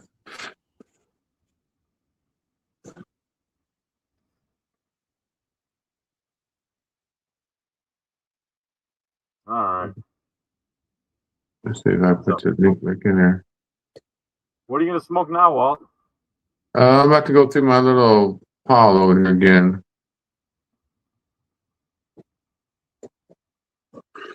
I got Special curly. a little bit of Dark Navy Cake by McKellen's. You got some Red Ribbon from McCraney's. You got some Ashton's Champion Surveying.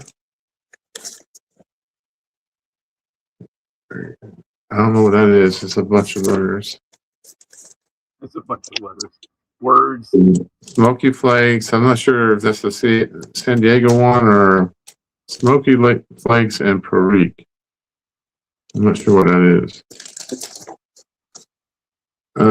Some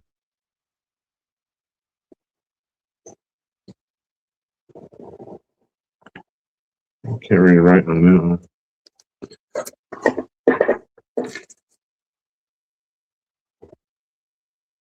Bayou Morning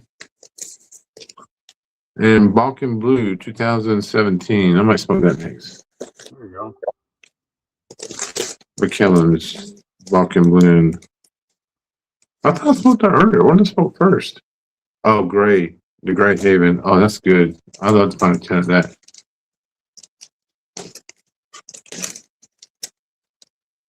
What are you smoking? Heinrich Special Curly.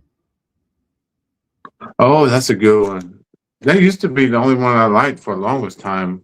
I was able to stock up on it one time, which is at the time was 2 tins because the tins were so big, and then it seemed like it took forever for it to ever come out again. Yep.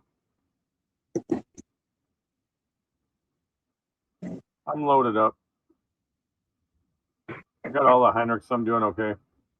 What's your favorite Virginia Perique blend right now? I don't know. Or do you have one? I was smoking a lot of that Lone Sentinel, that new one from C&D. Yeah, Carrie says she was smoking that one too. I think that's a good one. That's the only one I've had, and I've only had a pipe of it, but I liked it a lot. I probably have half of that plug gone already. I've been smoking a lot of that lately. Does it taste like Salty Dogs to you? Because it reminds me. I hadn't had them side by side, but it reminds me a lot of Salty Dogs. But I hadn't smoked those Salty Dogs in a while. I'd have to go back and smoke some Salty Dogs. Like you said, I haven't had that for a long time. Oh, mine's aging.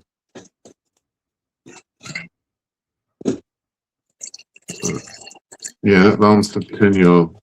I want to try some of the Oriental ones they have, but I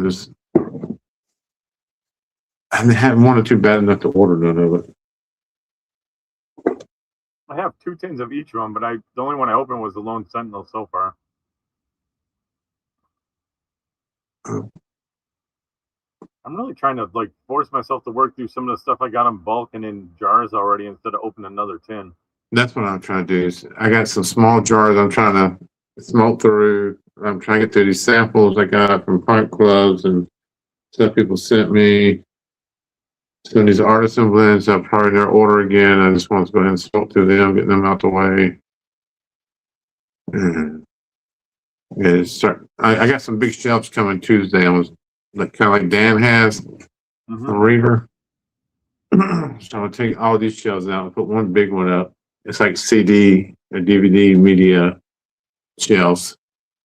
Probably hold 1 or 2 jars. And I just do my wall in jars.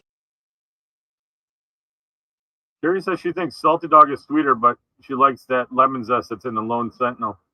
Yeah, well, yeah, I expect Salty Dogs to be higher quality, but unless you get like Wessex Block or something like that, I think that Lone Centennial is probably the closest thing at a reasonable price, close to Salty Dogs. And I'm just basing that on, I thought of Salty Dogs when I first smoked it. I may be way off. I know I used to love Salty Dogs. And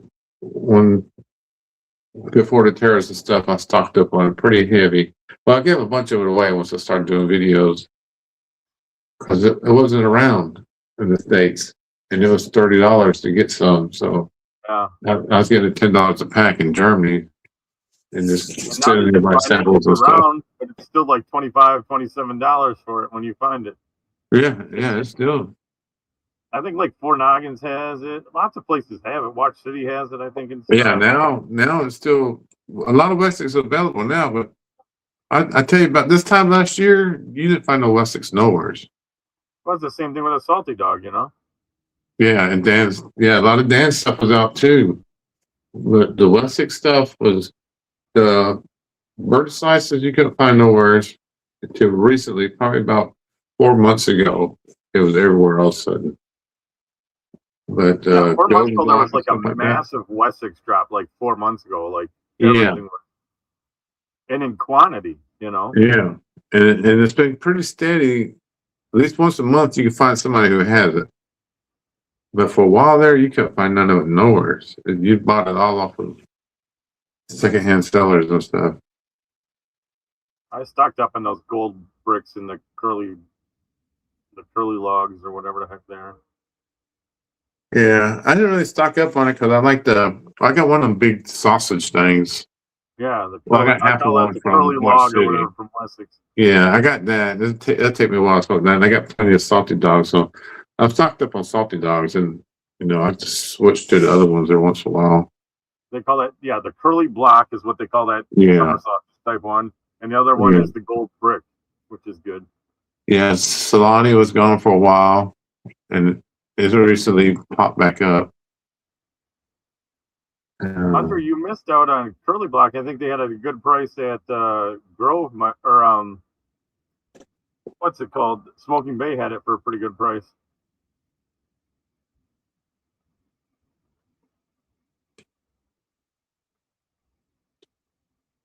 And Watch City was selling, I think it was Watch City, you could get the curly block, and they were selling like half of it, so you didn't have to get the whole big thing. That's what I bought.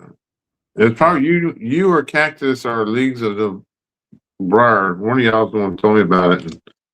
And I went on and bought a half of one. I didn't want the whole thing. I know I would. Those big whole things jarred up, just gonna age away. Mm-hmm. And that's what I don't understand, because I always say like tobacco's not really aging if it's not moist. So if it's a dried out plug or something like that, I don't really see how it's aging. I mean, it is. I know it's a difference in it, but I don't see how it is if it's just dried out tobacco. When you cut those plugs, there's a lot of moisture on the inside of those things still. Not my golden block. My golden block pretty dry. But maybe the other one. Maybe if I sealed it right, you seen how I was holding mine. So I kept it in that cellophane wrapper for a while. But that's what they're made to do. I mean, that's how Salty Dog's the same way. It's a block. You can set it out for I Well, just take I'm that telling you, whole there's like no wrapper that those bricks came in. Some guys take them out. I just put that whole thing right into a jar and then just seal That's it what up I just like did. that. Yeah, I just put the whole thing in there.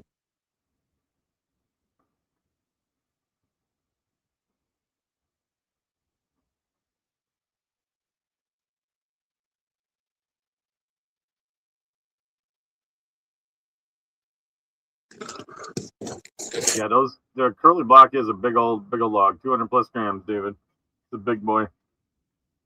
Yeah, Carrie. I wonder if because Wessex is bad about this, they will change the recipe on something without telling you too. Because they've done it with birdie slices. They changed the recipe on birdie slices once already, and they probably have a salty dog too. And maybe that's why all of a sudden it's more available too.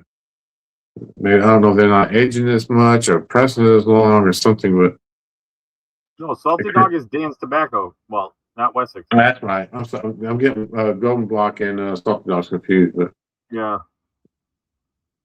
but the Golden Block is one. It is Golden Blocks are more available now too than what it used to be. And that the Curly Block, you used not ever see it. That curly block, yeah, that's why I got like two of them because I was like, that big old log of tobacco doesn't come out very often. And there's one used to be one made in a shop. I forget what it's called. It was their own brand. And they stopped making it, but people still go crazy. Or it starts with an M. I forget what it's called. And they made like links like that, like curly blocks. I can't think of the name of it though. If you see it on Timbit, it goes for a fortune.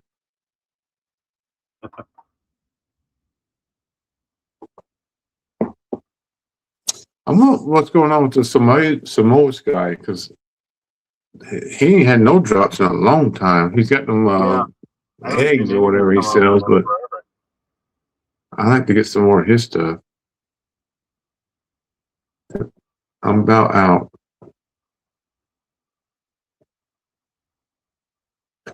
I blended a little bit of that in my St. Patrick's blend I was doing. I'm trying to make it more peaty and earthy tasting, and I don't think it worked out well. Oh, that's one you're doing with the tea, right? Yeah, I did with the Irish, like an Irish peaty tea, and I try to do everything without making another Scotch blend or another Irish cream blend.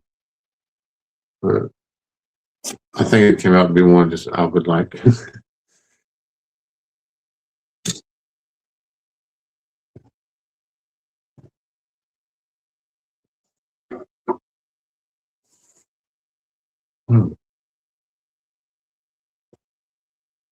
Mm-hmm.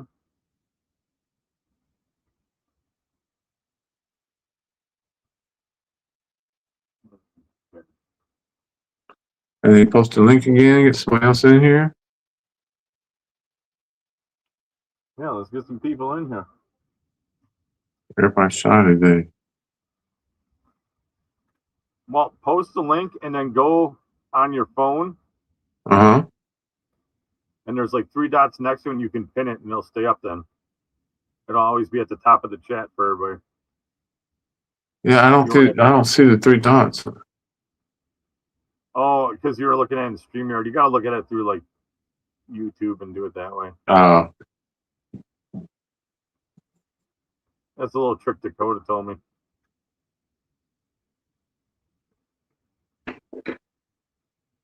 Surprised he's not on tonight. He was, but he had to go run. I think Run? he'll be back later. That's my needs. I need to start running. I never had no desire to run. Well, I don't know if he's actually running, but he had to go do something. But when I was working at the Bear Charlottesville, them college kids, they'd be out. Then we have a little parking lot we got to use for construction workers and stuff like that. Mm-hmm. And them kids would be there like 5 to 6 in the morning on snow days out there jogging. I couldn't imagine doing that back in my day. The pipe hunter.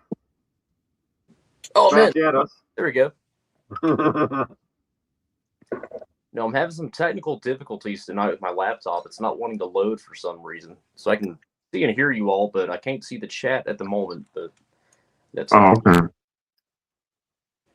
I'll have to keep trying to. I'm trying to man the chat the best I can. you're I can good. see it good now too, Chris. I got with my phone turned like this, I can see it better. Gotcha. I have it. Well, the video is on my phone, but I'm using Safari on my iPhone, and so I just have you guys on here, and I don't want to mess with it while I'm on the live. You know what I mean? Yeah. David said he had to quit 10 bids and spend too much money. He started on cigar bid. I got a few things off of it recently. I got a big old jar of the sweet barley off of it, and I wanted. Hey, did you guys see that Smoking Bay has free shipping right now? No minimum. Yeah, and anything you can go and order 1 tin, they'll ship it to you for free. Mm-hmm. I was gonna do 1 tin of Old Gowrie, or say it, and I felt bad because I'm like, well, the shipping's gonna cost that much. I better make it 2 tins. Yeah. Only Old Gallery? Do what is I was gonna stock up on some Escudo. I was gonna grab like 4 tins of Escudo and just call it, so I can have enough in my cellar to age up. Cigars International has a sale on Escudo, I think, like $15 a tin at the moment. All right, now I gotta go. They always have free shipping, right? I don't know about Cigars International. I saw that on the forum today. I didn't double check it, so your mileage. I'll go double check it. I'm going right now.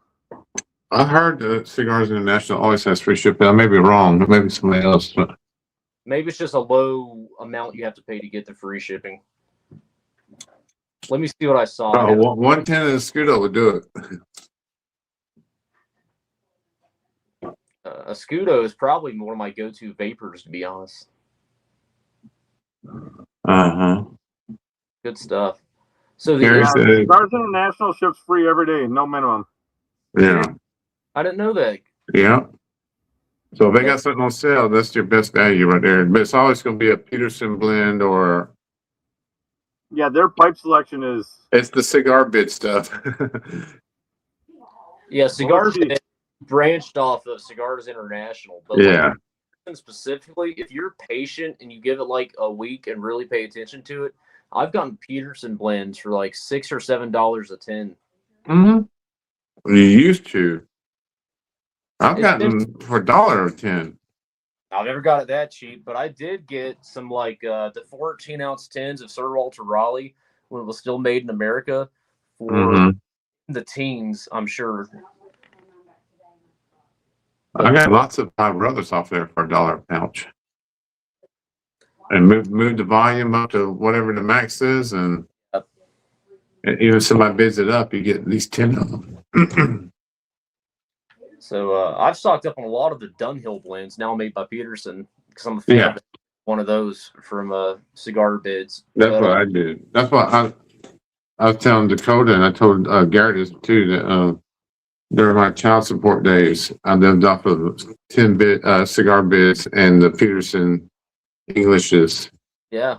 And Irish Cast and University Flake and the Irish Flake. And now I have jars of it. In 2019 or 2020, because I remember I still lived in my first house, I was still in college making like minimum wage. I was broke, but I saved up my money for a really long time, and I bought like $300 and some worth of cigars on Cigar Bids. So I bought close to 200 cigars, and I was really excited. And the box comes in; it's this massive box. Up and I'm like, man, that's really light. And I open it up, and a lot of air pillows, tissue wrapping paper on the inside, no cigar, but tissue wrapping paper. And I call them up, and they're like, "This is wild. This has only happened one other time. Someone ordered from us, and they got motorcycle parts. So they're like, we're gonna resend this to you. You'll get everything that you ordered, and as a courtesy from us, just keep the tissue paper." Yeah. But I was freaking out. But I mean, they had everything still in stock. Everything that I had bid on, they honored that and sent it back to me. So all's well that ends well. It was a scary moment at first, though. Well, the good thing about it was about 2-3 years ago, you get all the Seattle Pipe Club stuff. We used to be on there. All the Rockefeller stuff used to be on there. Some of the Sutliff stuff was on there. Our McBaron stuff was on there. And you got it pretty reasonable. But the Scudo, stuff like that was real cheap on there compared to anybody else that sold it online. Cigarville was the place to get it. And the Nutty Flakes and all that. So yeah, comparatively, Escudo always pricier. That was still the best place to get it. I haven't purchased there in a few years though. I'm not sure if I would have any luck anymore. No, it's all everything goes up $20 now. Yeah, you get cheaper off of Cigars International now than you can national auction site. Yeah. Speaking Cigars of International's got a scooter for like $17.79. Yeah. But I think I'll just get it for it may be as a dollar less than Smoking Bay, but I'll just get it from Smoking Bay because they'll ship it directly to me. And Cigars International, I gotta frickin' have my mule bring it up. So it's gotcha. Well, that's too bad. I'm trying to load the forum post from where I saw that, but I might have to restart my laptop. Actually, it's giving me serious trouble. It's not frozen; it's just won't load anything. But yeah, I did get the 210s Old Gallery from Smoking Bay though. Work's still kind of slow until in 2 weeks it will start back, and I'll be set for like the next 2 years. But trying to watch what I spend. But did get Dakota. Did you see that the Russellette shop had some 15-year-old anniversary cake for sale? Mm-hmm. So I called that in, and I bought an 8-ounce container, bag, jar, whatever of it for it was like 110 or something shipped. 110 shipped, and Dakota and I split it. And that's what me and Chris tried to do, but we did last minute and they're sold out. It took me over 10 minutes to get a hold of them because they said at 10 a.m. at 10 a.m. on the dot, I was calling, and I called every minute until it went through. And luckily, they still had some. And I don't like paying a lot of money for tobacco compared to what it costs new, but it's made by Russellette. It's using Sutliff. It's a really good blend, and it's really aged. And when you think about it, I think it comes out to $12.50 an ounce is what we paid. Yeah. But like we love the Golf ropes, you know what I mean? That's $10. And then if you compare it to anything that you would find on, let's say, 10 bids, it's basically free. So that's my math. Yeah. Mm-hmm. And hopefully he's gonna start blending some more stuff again too. I hope so, but I think it just comes down to finding a good supply of leaf. I think the issue with the industry right now is there's not really a lot of good Virginia leaf available for people to buy and actually use. I want to find good Burley leaf. What is it? I want to find good Burley because he made some good Burley cakes and stuff. He makes good everything. Dakota and I a month or two ago on the podcast smoked that famous English blend that he reblended and brought back, Bingle Slices. We had never had Bingle Slices before. And it wasn't that I was avoiding it. It was just one of those blends that's always in stock, always around. No need at it. I'll get it when I get it. And next thing you know, it's gone. And but we found a 10 and tried it, and it was absolutely phenomenal. Neither one of us could believe that we had slept on it for so long. Now that's a English, not a Burley, but you know what I mean. Though it's just everything it does seems to be great. And he's always good about that. All his Hearth and Home stuff was a lot of bringing back old blends and making them better with better leaf than what the originals was made out of, and not all the extra tongue-bitey stuff in it. It's like the Codger blends that he reformulated under Hearth and Home. A lot of people, the Barking Dog, the Revelation stuff he did. They said it was better than the original. It still had the taste, but the taste was fuller with better leaf and less chemical taste. Right, exactly. Now, the issue I'm having right now looking online is since Sutliff went under, and I guess McBaron too, there's not really any good bulk Virginia options as far as smoking pipes and cigars go. You can still go to Watch City when they have stock and find some really good Watch City blends. And Simply Red just restocked. What is it? Simply Red, they just restocked it. I know, blew all the money I had, but on other stuff, I wasn't able to get the Simply Red. But as far as like big name brand goes, there's nothing really that interests me as far as bulk Virginias go. Everything's in tin now, made by Dan Tobacco or Cop or Galwith.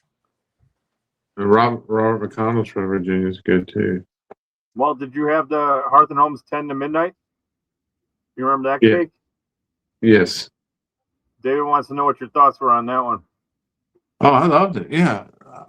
I'm telling you, I have not found a Hearth and Homes blend I do not like. I think I got like 4 ounces of that jarred up down there that I snagged back in the day when I was just going through ordering I got stuff the- off of Pipes and Cigars. The Louisiana Red is good. Or Louisiana Spice, I forget what it's called, but man, the Virginia Spice, I forget. He's got 2 good vapors. And the 10 series, what do they call it? The slow age series, like First Snow. Yes. That's Fantastic. the ones Price there. good. I still have 110 of First Snow available in my cellar. First Snow is my favorite. Naughty Pines is awesome. Yeah. I had some of it, but Leagues of the Keeper of the Briar sent me a sample of it to try before I opened the tin, and man, it was awesome too. And the only ones I haven't opened are the Virginia ones. I think the Smoky Mountains, and I forget what the other one is, but yeah, they're all good blends. Carrie says that Rivertown Tobacco Works Sunset, what's that called? Sunrise Select. Yeah, Rivertown Tobacco Works Sunrise Select is pretty good. And I smoke that pretty frequently. It's a really good flue cured Virginia. But for the most part, there isn't a lot of really good bulk Virginia options. That one's good. But And the bulk Virginia you're talking about is 515, right? RLC or whatever like that Sullivan used to make. Sutliff, that was a great one. I mean, there was a lot. They had Elizabethan Match. That was really good. I like the Newminster blends when they were available.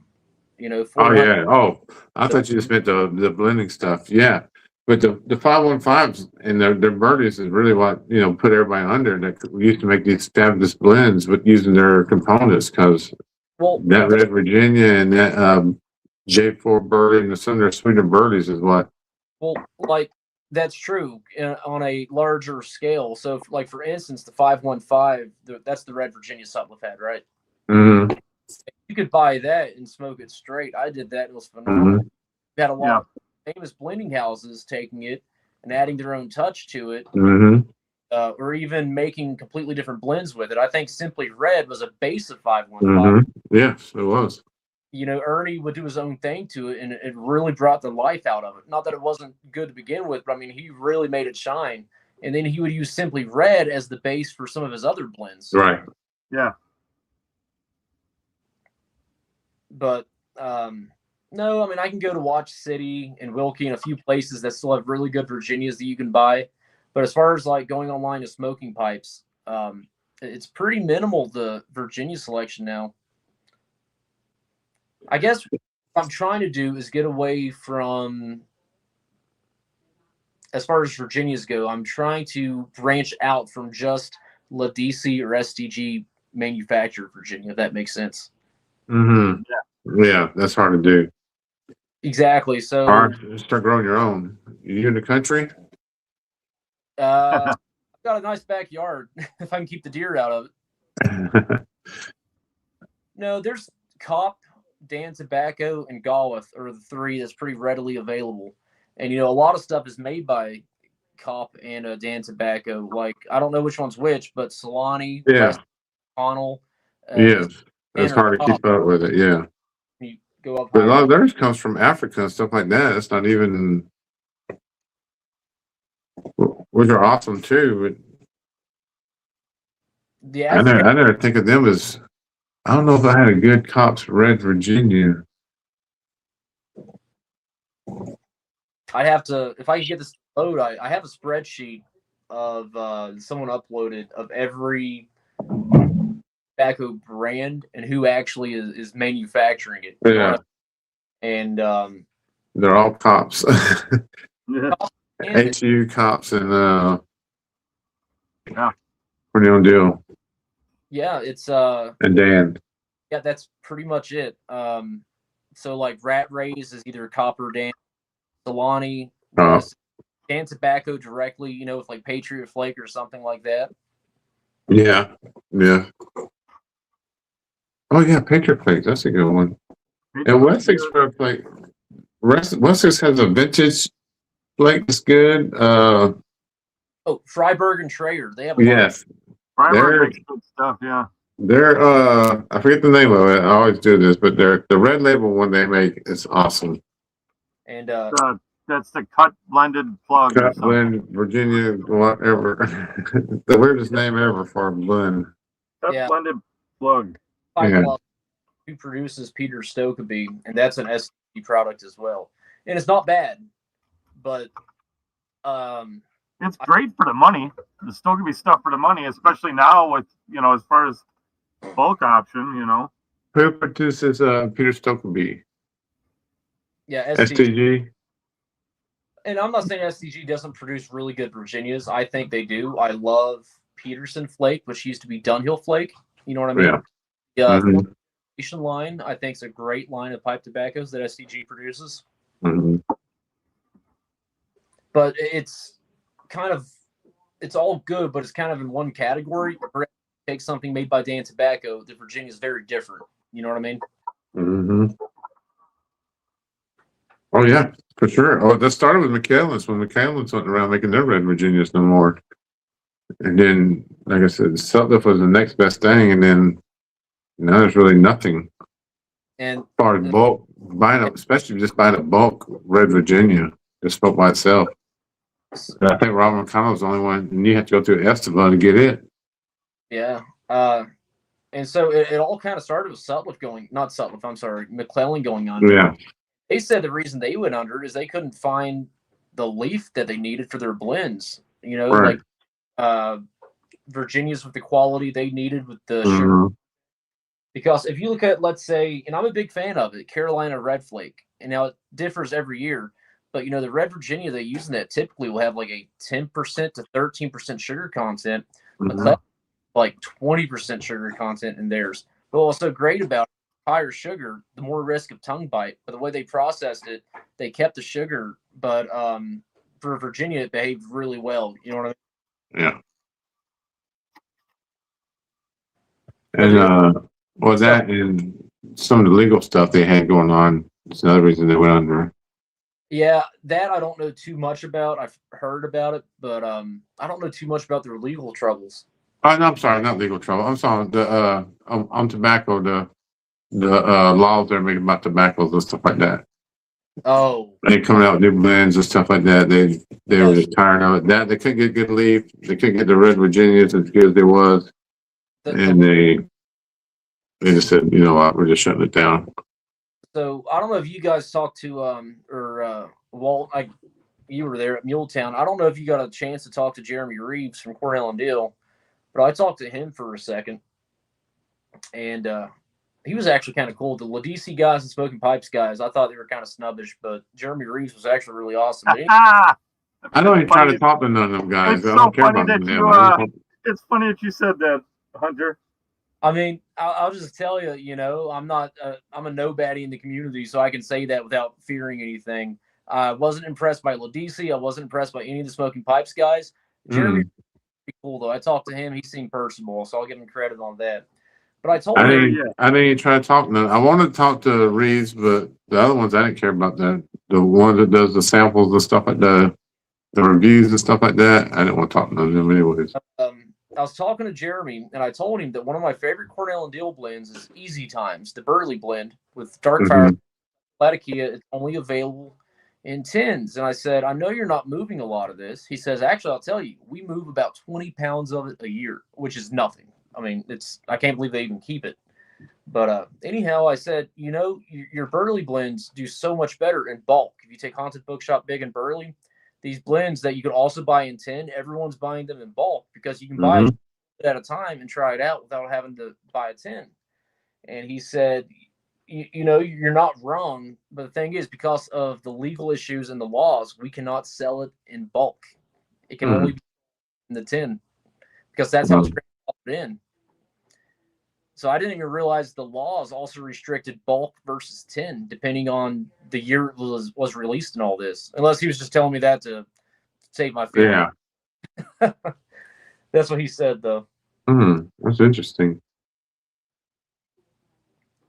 Which means I need to stock up on that, because if it's only pushing 20 pounds a year, I don't see how it will last. Which one was that? Speakeasy? Easy time. Easy times. Oh, 80 times. But Speakeasy's good too. The Virginia with the Oriental and rum, part of the Mm. Cellar series. I've never cellared it long, but I've got a Yeah, few. me either. I liked it.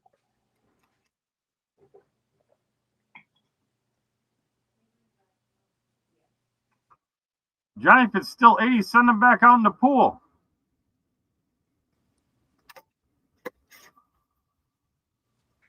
Still 80. It's 37 here. Mhm. 80. I don't even know the weather here. It's not bad though. Maybe the 50s. If I get my watch to load, 59. It's not bad at all. Nice. Martindale J just entered the chat.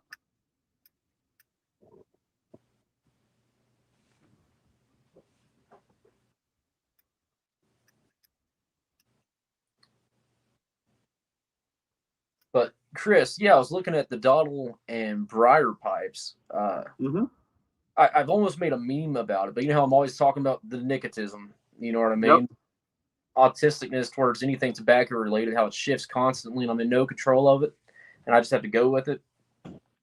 Right now, as far as pipes go, I was in a 2-month phase of like cobs and bones and everything that darkened naturally. Right now, my interest is really lying in artisan pipes, actually, which sucks because I can't afford that. But I was looking at Dottle and Briar, and I think Dakota has 2 Dottle and Briar pipes, if I remember correctly. I think he bought 2 of the Eskimos, maybe, or did he? Who did? Dakota has at least 1 Eskimo from Dottle and Briar, right? I think Dakota only down on Briar Pipe he has that Eskimo. Okay, I thought maybe he picked up 2. Maybe it is just 1. I think I'm getting it backwards. But I'm looking on here, and there is a straight billiard that is $120. And the grain on this is absolutely flawless. Not a pit in sight. Not a single fill. I mean, absolutely amazing. Yep. And then the one that really got me, though, is this Danish style egg. $130. This is one of the prettiest pipes I've seen in a long time. If any, he's got. I mean, if I was seeing I know who Dottle and Briar is, but let's say an unknown artisan pipe maker was to present this without an established name at all, that would be a $350 pipe, I think. Yeah, I mean, right. Did you see that little Rhodesian he had that sold? I'm on the website. If it's sold, I guess I won't have any way of seeing it, but he just posted it today. It'll still be on his site. It'll just be marked as sold. let me see, available and unique. I'm working his website now, looking at it, trying to figure out. Just go and double check, make sure it's still up there. It was up there as sold earlier. Oh, okay. Is it the black Rhodesian rusticated? Yeah, the partially rusticated one. Yeah, with the smooth shank. Yeah. Beautiful. I'm seeing it now. That one went in 10 minutes, he said. I was like, yeah, it's sharp. I've been really let down by factory pipes lately, and I've always been a bit of a codger, you know what I mean? Factory pipe guy. But even with my low standards in pipes, I've been let down. So one thing I've realized smoking pipes will do is they'll send out pipes with major quality control issues that shouldn't have passed, essentially. The customer will get it, return the pipe unsmoked, and then it ends up in the estate section. Yeah, as a new unsmoked, yeah. Right. And so they just had a huge sale on smoking pipes on Savinelli's, and it is full of the Christmas pipes, absolutely full. Like, yeah, if you want a 614 Christmas pipe, John, if you want another 614, they're blowing out the Christmas pipes. Yeah, I mean, I don't mean a few, I mean, there's a lot of them on there. Mm-hmm. Then I was looking at the Savinelli Pipe of the Year, the collection for 2026. Mm-hmm. Smooth 673. This year's the 673. This was the smooth option. Beautiful pipe, but I'm looking at 300 and some bucks. yeah, but the plaque, I guess that's what you call it, on the shank was already like oxidized and nasty looking, and it hasn't even sold yet. Mm-hmm. I don't. Well, the thing is, the prices on like Savinelli have gone up. The price on Peterson have gone up, but I don't feel like the quality has even stayed the same. It's gotten worse. So I'm like, if Well, I'm, that's it. And look at well, even at the 30% off or 35% off those 614 Christmas pipes, you could go and turn around and just buy one of those Donald and Briars. that's what I'm saying. This is $117 for a Savinelli St. Nick, and that's a fair price if the issue wasn't there. You know what I mean? But for the money for a decent high-end Peterson that still has pits and fills, you could get an artisan-made pipe that you know is going to be drilled correctly. It's a flawless briar, might have a little flame to it, no pits, no fills. It's just, I don't know. I've had a bit of a change in the past couple of weeks with the blends I'm smoking and the pipes I'm choosing, I guess. That's why I keep telling you guys about like artisan pipes. You can find a lot of these artisan pipes from these guys for $150 or less if you're looking. I mean, yeah, there's plenty of $300 and $500 and $1,000 artisan pipes out there too. But there's a lot of newer guys that you can get a good pipe that's every bit as good or better than any of the factory pipes for the same or less money, and you're getting an artisan pipe. Chris, when you have time, you need to send me the names of a few of these artisan pipes that aren't in like the $500 range, like the lower end. You know what I mean? Well, what do you want? 150 or less, or 200 or less, or 300 or less? We'll say 100 to 350 range, maybe, just for me to get an idea. That's a huge range, dude. That's a 1 to 3. ton. Fendicare has a recognition on a decent pipe under $200. Donald and Briar. Yeah, Donald Briar. And you're going to be under Fendicare. You'll be 150 or less for Donald and Briar. Yeah, I think mine was 117. And the now, like, I'm okay with a bone pipe. It's very inexpensive. You know what you're getting. It's cheap because it has flaws. That's how it's advertised. You know what I mean? Captain Mearsham's in the chat. Yep, Captain Mearsham's in the chat. Corey, the Mearsham. But like, I'm okay with a bones being gnarly. That's kind of the beauty of a bones pipe. You know what I mean? Mm-hmm. But when you're getting Savinelli and Stanwell and Peterson, I mean, the quality's just gone. And I don't mean this has been a long time coming. I mean, dramatic drop. Mm-hmm. And it's bad. You can even look on Smoking Pipes and zoom in on the new pipes and see this stuff. Mm-hmm. They don't even hide it no more. They're not even hiding it. I mean, I don't know. I'm not saying I wouldn't buy, let's say, a new Peterson because I am a big Peterson fan. I don't think I would buy one online. I would have to find a brick and mortar, which is damn near impossible for me, and really look at it up close. You know what I mean? Yep. I will never buy another Peterson without laying hands on it first. Right. Yeah. That's what I'm saying. I'll buy one, but I have to lay hands on it first. Unless it's maybe in a state from a time period I'm pretty familiar with. You know what I mean? But like a new Peterson, But even then, I'm like, for that same kind of money of what the Peterson's 7Ls are, I'm just going to put that towards an artisan that I know and like. Mm-hmm. That's where my mindset's heading towards. You know, if you're looking at a slightly higher end Peterson in like the 200 plus range, you're still getting fills. There's still quality control issues that you may not be able to see based on the photos.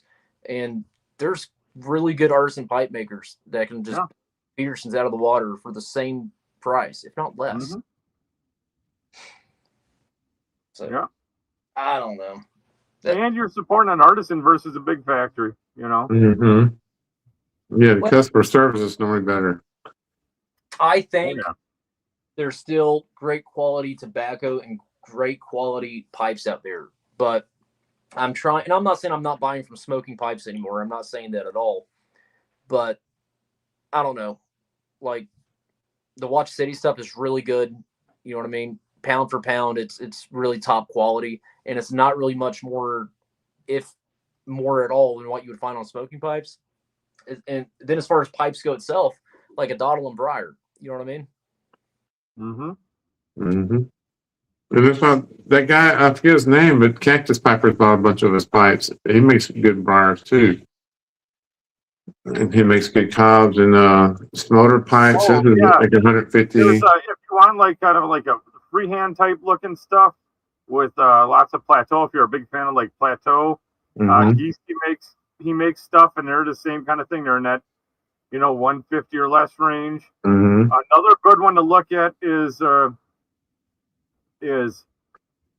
Grunwald has his Emberling line, and those are really cool. And those are about 150 his Emberling line.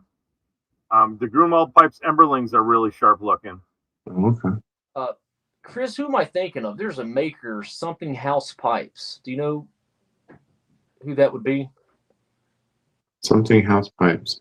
I'm looking it up now. I can't remember the name. They might cost more than Dottle and Breyer, but this is another boutique artisan pipe maker that, as far as artisan pipes, I think it's on the lower end, but of pricing, but still like really good stuff because they're up and coming. Give me a second.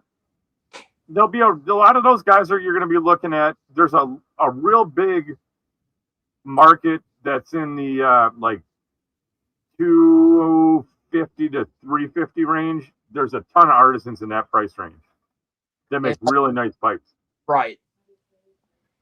And so, I mean, I still like to buy Morgan Bones. I still like to buy Cobbs. But as far as like, if I'm going to spend $100 or more, I'm just going to save up my money and buy a $200 or $300 pipe a couple a year instead of 27.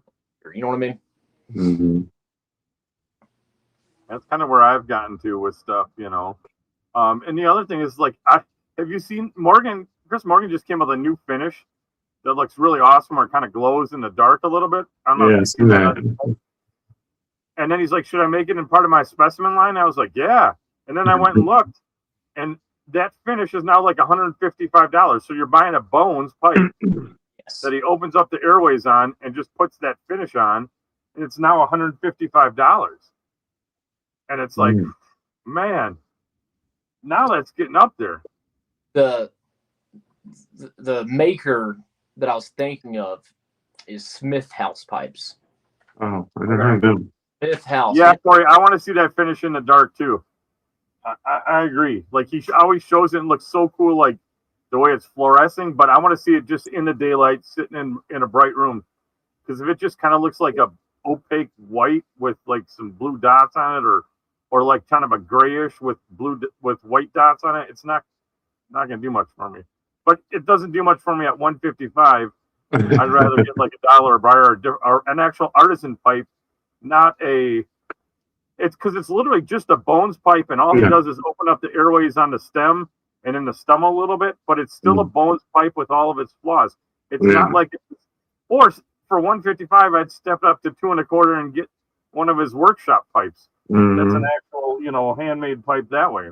Okay, so it's the Galaxy finish? Yeah. Yeah, that's new to me. That's wild looking.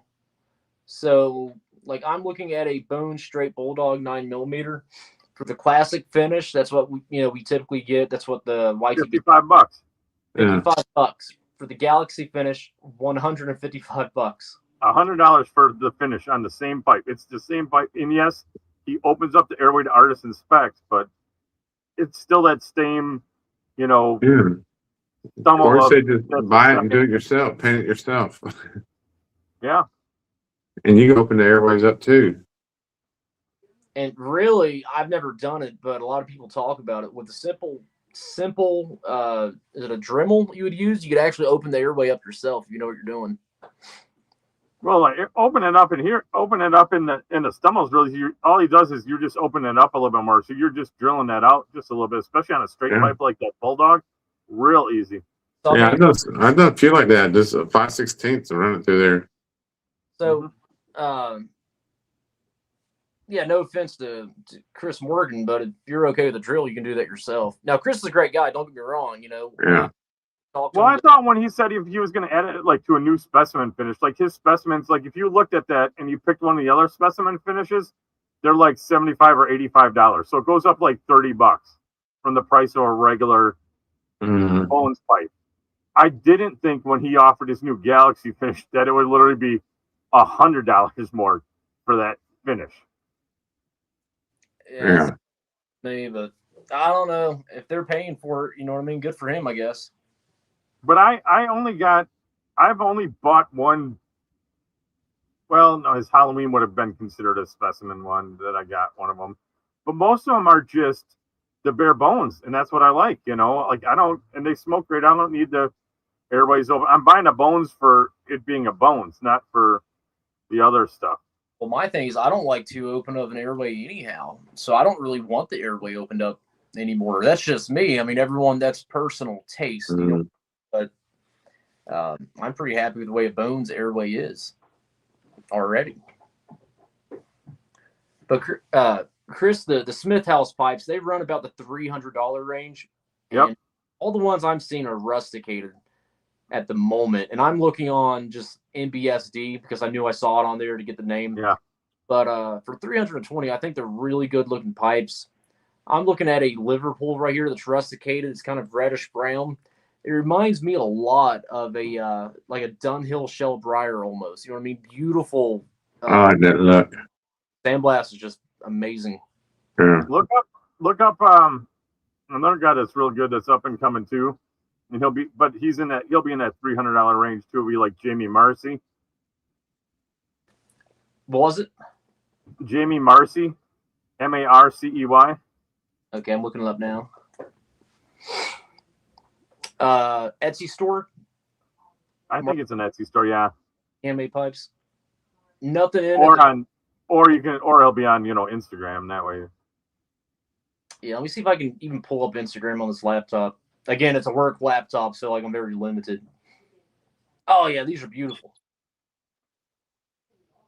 But I mean, like, is there really any difference from a newer up and coming artisan making a pipe like this for about $300 versus one that's been around for 20 years that has an established name selling a pipe for over $1,000?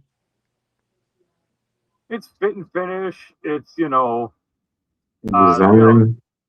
designs, yeah. But like, some of those older guys will have they're digging out a stock of even older Briar blocks that they've had laying around. And if they got older blocks, and if you're a collector, I don't know, if you just take something like Marcy pipes and compare it with, I don't know, like Jay Allen, you know what I mean? Yeah. If you're blindfolded, are you going to notice a difference in the smoking quality? I mean, really? No. Maybe, maybe not. I don't know. They looked really good, though. You know what I mean? You could slap Former on a Marcy pipe, and I would have known the difference just by looking at it from here, Now, I'm not a specialist. Keep that in mind. Someone that's really into... If you're still smoking cobs, I don't think it's going to be that big of a problem. Kevin Foster's pipes are like awesome. They're about $350. That's It'd the be pilot, right? Yeah, Foster handmades. How about Wolf pipes? You see their pipes? His Pretty pipes? Wolf? Yeah. I haven't seen them in. I saw them at the show. I just kind of passed by. I was in Vegas. I was so busy. I didn't really stop and pick up one to take a real good look at them. But I just kind of breezed by the tables and was saying hi to people I knew and that kind of stuff. I wasn't really shopping in Vegas, so I didn't. David, LCS Briars are my price range. I love his work, but he's... London Calling? Yeah. Simon. Yeah, David's got I got all of them. like 100 of them, and he brought probably 40, 50 of them out for us to see. Mm-hmm. Yeah, he showed one, the Ten Commandments chiseled on the side of it. Yeah, the Ten Commandments. That was a big piece of briar. Yeah, it was. I was like, I could have made that pipe. I would just sand the sides down. Yeah. Where my block goes. To get a Corey, I never sleep on eBay, but I'm trying to sleep on eBay because it's taking all my money. Right? Yeah, I'll put the Ten Commandments on the side of this. Yeah. The thing about that Ten Commandments pipe, if you get to looking at it, to get a piece of briar that is that big. Yeah, it has some good ground too. No pits, and have that. Yeah, I'm poking fun, but yeah, it's a beautiful pipe.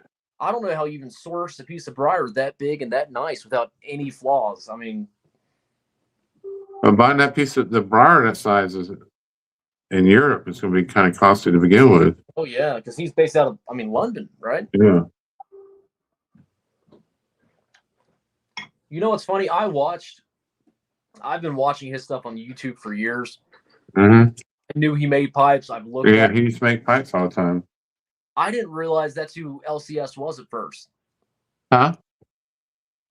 London Calling. I didn't realize that was LCS. I knew of London Calling, Oh, Simon's yeah. YouTube channel, and I knew of the LCS pipes. I didn't realize that was the That pipes was him. because I used to watch him long before he got into. Mm-hmm. I was watching him in like 2015, 2016. Yeah, he started out experimenting, making pipes. Yeah. Doing it as a hobby. I was watching him, and he was smoking Orlick Golden Slice. That was his favorite blend. He was still Mm-hmm. filters, trying to figure out what he liked. You know what I mean? Like early. And it took me like 10 years to see what his face looked like. Yeah. Face. What you run into when you're talking about like your different, different pipes and the different levels is, you can get a pipe and some of it runs into like the symmetry. Like, so you're going to get that like a Lavat. Yeah. And you're going to look at it. And if you really, really look at it, you can see that it is a little bit off or not 100% symmetrical, Right. when you get down some of the lower levels. Or you might see some of the other guys, you'll see, if you're not paying, you look real close, you can still see a little bit of tooling marks. All that stuff plays into the different levels as they level up their game, the time they take, the details that they take on the stuff too. But if you start getting a $300 range, there are so many makers out there. It's insane. And Corey said he don't support the Brits, so he won't buy LCS pipe. what is it? I don't support. He won't support the Brits. I don't think I can afford an LCS pipe. No, I'm looking at it. There's some on here that's. It wouldn't be like an everyday purchase, like one or two a year. I could probably. I want an Eldridge pipe, Yeah, they'll like be in like one like Chris has. they'll be pricey too, but Yeah, they're pricey, but that's probably the only one I'd spend up for. That big old acorn or pickaxe thing he does. yeah, it's a long shanked acorn. Yeah. Yeah, Chris Harriet makes nice pipes. The thing is if you look at like Chris Harriet has his fledglings, which you can get a good deal on for cheap. Bruno has his baseline that you can get for cheap. Brutal enough. Makes good pipes. There you go. That's what everybody's saying. Real Corey cheap. said he'd get a pipe from Brutal, and Carrie said if she gets a pipe from overseas, it'd be from Brutal. Brutal sends you the pipe. You can smoke it for 30 days before you have to pay for it. He was doing that. I don't know if he does that now, but that's what he was doing. He said, I want to make sure you like it. Then I send you an invoice. Okay, so Chris, you're kind of our pipe expert here. In the past, I've been comfortable spending like roughly 100 to 150 on a factory pipe. Mm-hmm. Let's say I want to, instead of buying more pipes, I want to buy less but better quality. You know what I mean? Mm-hmm. Let's say I want to start off around $200. What would you recommend? 200, maybe 250. That puts you in that $200 range is this weird like middle range, right? Right. You're going to be in the guys that are like the 150-ish range, and then it's going to go up, and you're going to be closer to like, there's kind of like this weird space where they go up, and there's a few that are in that 2.25. You can find stuff, but it's like it gets you to that like 300. I got you. I would tell you to start and dabble and find some of the guys in the 150 range, right? Because it's what you were comfortable buying at that price range, kind of the 100 to 150 when you got your factory pipes, right? Yep. It dabbles your foot into an artisan pipe for what you were used to spending in your comfort zone. You get a feel for that, you find out what the artisan stuff's all about, and then go from there before you delve into, because all of a sudden then you're like, oh, you get hooked and you're buying a 275, 3.25 pipe, and you're like, I love these, and you want more, but the budget's different, and that's the same. mindset is less but better at the moment. So let's say at 150 range. I know of Doddle and Breyer. Anyone Yep. else at 150ish range? Yeah, look at in that range for like 150 between 100 and 150. I would look at Doddle and Breyer. I would look at Gieske pipes. I would definitely look at Grunwald's Emberling line as well. Okay, what was that second one? Gieske, Gieske. Gieske pipes. Okay. Yeah. I've got that pulled up. And what was the third one you said? That would be Grunwald pipes. He has a Emberling line. Okay, Grunwald. I've got that. And then what was that line? It's called his Emberling. Emberling. Yeah. He was at Milltown too. Mm-hmm. He's a real nice guy. Corey said, just get a Meerschaum or a job pipe. I'm Stop looking buying at one of pipes. those job pipes. Stop buying pipes. Yeah, David says Beans 316. I know he makes pipes. I haven't looked into a lot of his pipes though, but that's pretty His cool. pipes go for about 130. The difference with Beans is his pipes are just workhorse pipes, right? I've Yeah. looked at them. I haven't seen one in person, but just from looking at it, like the ones he posts on eBay, and when I look at the stuff he shows, they are nice, but they're workhorses, right? The fit and finish is there. You know, like the stem and the stemels aren't totally just lined up just perfectly, and you know, there's no gap, but it's not. The stem will be bigger than the stem and stuff like that. I would still be kind of interested in it just because he's from West Virginia and, I am too. If he starts going back to making some other than just his Beans Bings, I'd probably pick one up. But yeah, he don't keep a lot of inventory, does he? He puts like 6 or 7 up. Johnny That's it. said his Beans pipe is his shop pipe. Corey says he likes the bean pipes. Lukester said that Boswell's got some pipes that are in that range that you're talking. Yeah. Boswell thing, I've seen a lot of those up close at the shop. Not my style though, for some reason. I've never been like really impressed by a Boswell, and it wasn't a quality thing. It was just cosmetically, it wasn't what I was looking for, if that makes sense. Yeah. No, I'm kind of the same way. Some people love them, and to me they're nice, but they don't trip my trigger as much. Right. I mean, they're a great pipe. You can tell they're well made, good quality, but it just doesn't speak to me. And here's what David said: Beans smoke great, but they're no nonsense workhorses, and that's what they are. Like I said, everybody says they smoke really great, but they're just it's a workhorse pipe. It's not a fit and finish type of finely polished pipe. If you're looking for like a nice, crafty artisan that's going to kind of really stand out as a showpiece of any sort. Which I'm not. Well, I'm. Which you're not, but you got that nice Doddle and Breyer. That's like a showpiece. It's a nice looking pipe. Oh, would you say showpiece though? If you put that pipe next to in my other ones, no, but I'm saying if you put that pipe next to like a Beans pipe, and you took your fancy pictures, everybody would think, even though they're the same price, they would say that Doddle and Breyer is way more expensive of a pipe. My thing is like the workhorse thing is what I've bought for years, but I've bought so many of them, I don't really need any more workhorse pipes. You know what I mean? Like, really, I don't need any more pipes. I have enough pipes that. I need all my pipes to be workhorses. So at this point, it's, buying for the collection side, I guess, if that makes sense. I've got a lot of great smoking pipes. I mean, I'm set, but I've got a lot of beaters. I just don't need another one at the moment. Mm-hmm.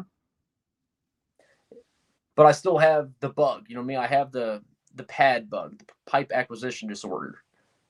Oh, yeah. So, yeah, I think I've got all the salves I need. I would like some more Petersons, I think.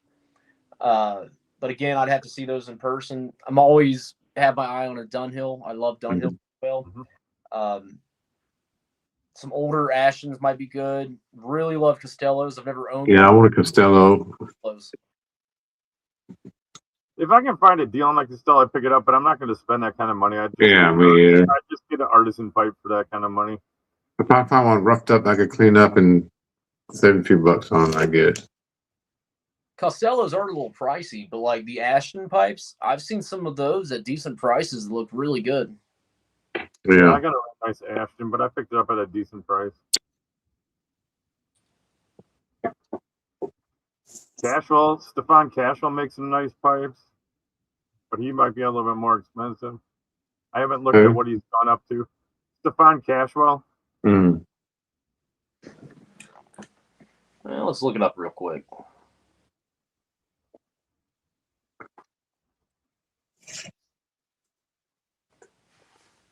Stefan Cashwell. Well, I see him on Instagram. That's the only thing that's popping up. Let's click into it. I can always message him if something interests me. I don't Yeah, know. lots of those guys are going to just be Instagram, and you're not going to see Mhm. their pricing. You just got to DM them, and you know. I've got to pull it up on my laptop. Once I get off this call, I can go to Instagram and follow all these guys if I'm not. And if I'm that Mhm. curious, I'll just direct message them. Check out Smolder Pipes too. He makes decent price pipes and pretty pipes too. Okay. And he walked me through the process. Like he'd show a video every day of the pipe where it's at, and do you want to add this? Do you want more of this? Do you want more color? You want this color stem? Do you say smolder pipes? Yeah, Smolder. Okay. Oh, there we go. I got to go through. I'm just I going to. think he has a website too. I may be wrong. So Todd Molder, Mm-hmm. Molder pipes. Yep.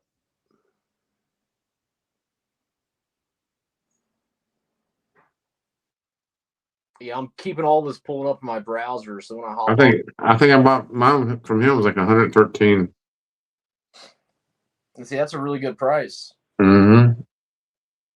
That's what I'm saying. Like everybody hears me talk about like artisan pipes, and they get so freaked out. I'm like, there's a lot of them out there, you know, that if you just look, you can find stuff. And then there's new guys up and coming all the time too. Hi, David.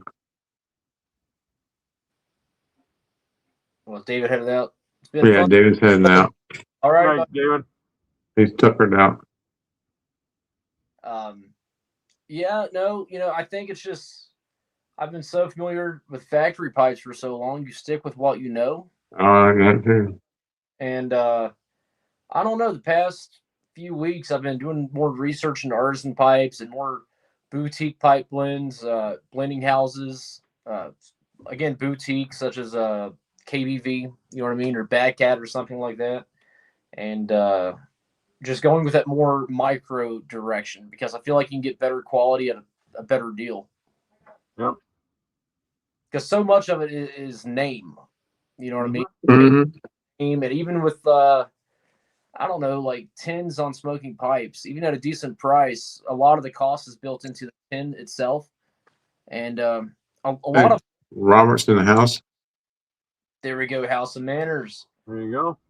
A lot of blenders are a lot like Taco Bell. You know what I mean? It's Mhm. you've got the same three components. Let's just change the variety or the percentage, and you have a new blend. Uh-huh. It's just I don't know. I guess losing variety. Yeah. And I like you talking about blending. That's why Kim Byron's and stuff like that. Like because he'll do different stuff with different flavors. And same thing with Watch City too. They add different flavors to weird stuff and Cavendish different weird blends and Blue Cord's in the chat too. who's that? Blue Cord. Oh, okay, Blue Cord. Speaking of pipe makers, Here we go. Mm-hmm. he sent your brother one. Oh yeah, with KBV, and they still have some for sale. I need to pick up some. The one that I'm really interested in right now is called Bipolar. I think it's a Virginia Perique blend that KBV has. I don't think I've had bipolar. I got a whole shelf dedicated to KBV, and I don't think I've I had that gotta one. stop buying all the damn KBV stuff. I got way too many. I haven't smoked half of it. That is a let me make sure that's a vapor.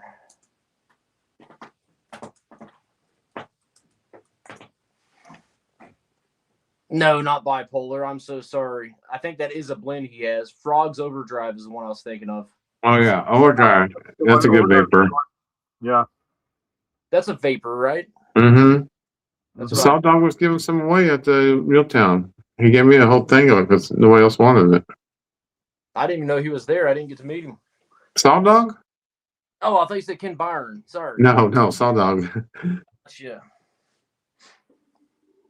You know, else is another guy that's to be in that 150 range that I got a billiard from. That's pretty nice pipe and it was pretty solid. Was Bluegrass Piper. His pipes aren't bad. They're about 150.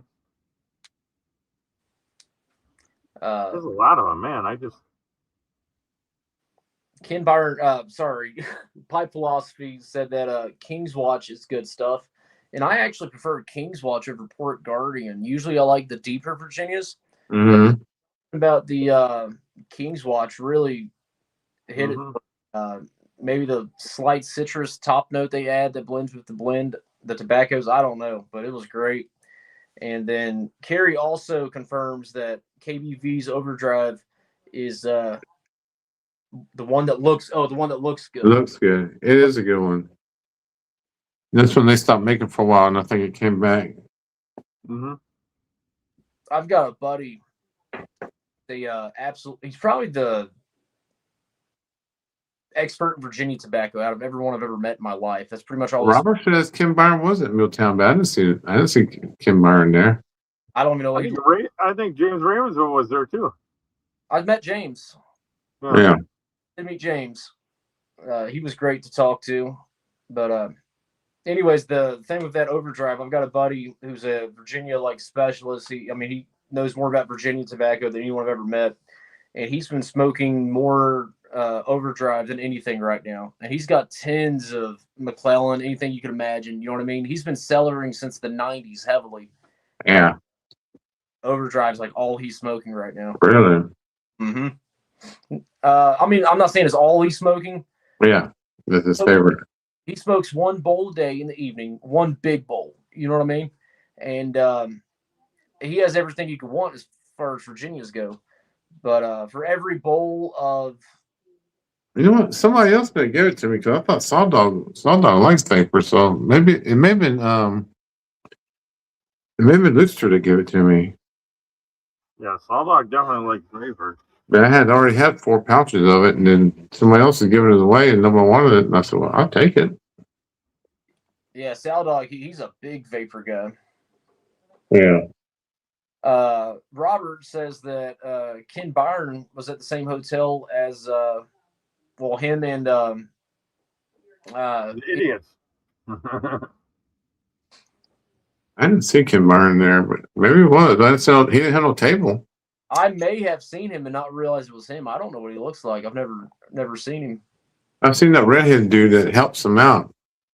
The one I sent you a picture of, Chris, that comes our pipe group, but I didn't see Ken Byron there. I got to meet James with Ravenwood, and then the Joe with Hampton. Yep. Yeah, Hampton House. He's a real treat, wasn't he?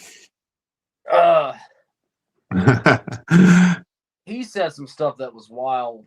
That's one phone call station that I'm willing to share on here. And I'm like, he didn't know me from Adam. He starts going off the rails about something. I'm like, okay. Yeah, he's like that. Yep. I did like the 2 blends of his I had, the trifecta and then the help me out. What's it called? Timber. The platinum. Platinum. And I thought they were both excellent Virginia blends. They were. Thing like what he says they were a match of. So yeah, don't listen to his matches. Yeah. If you like his blend, but don't listen to his matches because that's a whole different monster. As a match, they sucked, but on their own, they were actually really good. Mm-hmm. Honest, him saying they're a match kind of does a disservice to his blends because they're. It does. Well, we try to tell him that, but we're too young and we don't understand. He's been smoking 60 years, so you can't tell him nothing. Except for if I don't show up for those nostalgia things. he's now like starting to call me, Walt. Is Where it you at, calling you? For a while. How come you haven't been showing up? How things going? I was like, I'm so freaking busy, man. It's just not. Look, nostalgia. Oh, Corey's running out to play some Borderlands with the girlfriend, so he's gonna dip out. Mm. All right. I'll see you, Corey. Thanks for Thanks for swinging by. stopping by, Corey. Good to see you making videos again.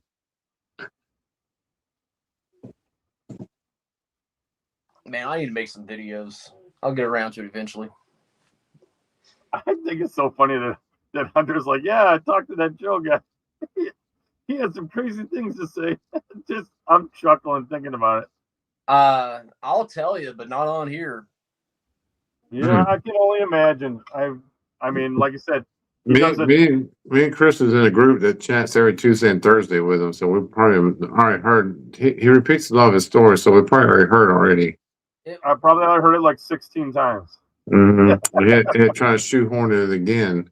I can't go into details on here, but it's one of those things. I'm talking to him about tobacco and all this, and he starts venturing into a completely different conversation, unrelated, and he goes on rant about something, and I'm just sitting here like, where did it come from? Yeah. Yep. Exactly. I was like, all right. I got a pretty good idea of exactly what the topics of those rants were. So It had to do with businesses, things he told people he was in business with, advice they should have taken, and people who he does not like to do business with. yeah. And that's as much as I can say on here because Yep. Yeah. Yep. Yep. But he was interesting to talk to. I didn't get to talk to James from Ravenwood. Is it Ravenwood's his last name, right? Yeah. Yeah. James Ravenwood. So. Yeah, I just call him James when I talk. I can't remember. But yes, I believe so. Correct. I thought Ravenwood was his name, but anyways, I didn't get to talk to him as long as I would have liked to have. But the time I've been talking to him, and I can't even really tell you what we talked about. But I didn't see him. I would love to talk to him too. I want to talk to Jeremy, but he's always busy, and I don't want to interrupt and push myself on him. And I'd love to talk to James. I talk to him all the time on Facebook. I just didn't see him, or I would have said something to him. I caught him Friday night at just the right moment where it was appropriate to talk to him without pulling him away from anything, but not sneaking up on him. Right. Mm-hmm. That's why I try to do Jeremy. I think with James, I may have mentioned the 11th day of Christmas because this absolutely blew my socks off. Amazing. I put a whole 10 in 3 days, which for me is quick.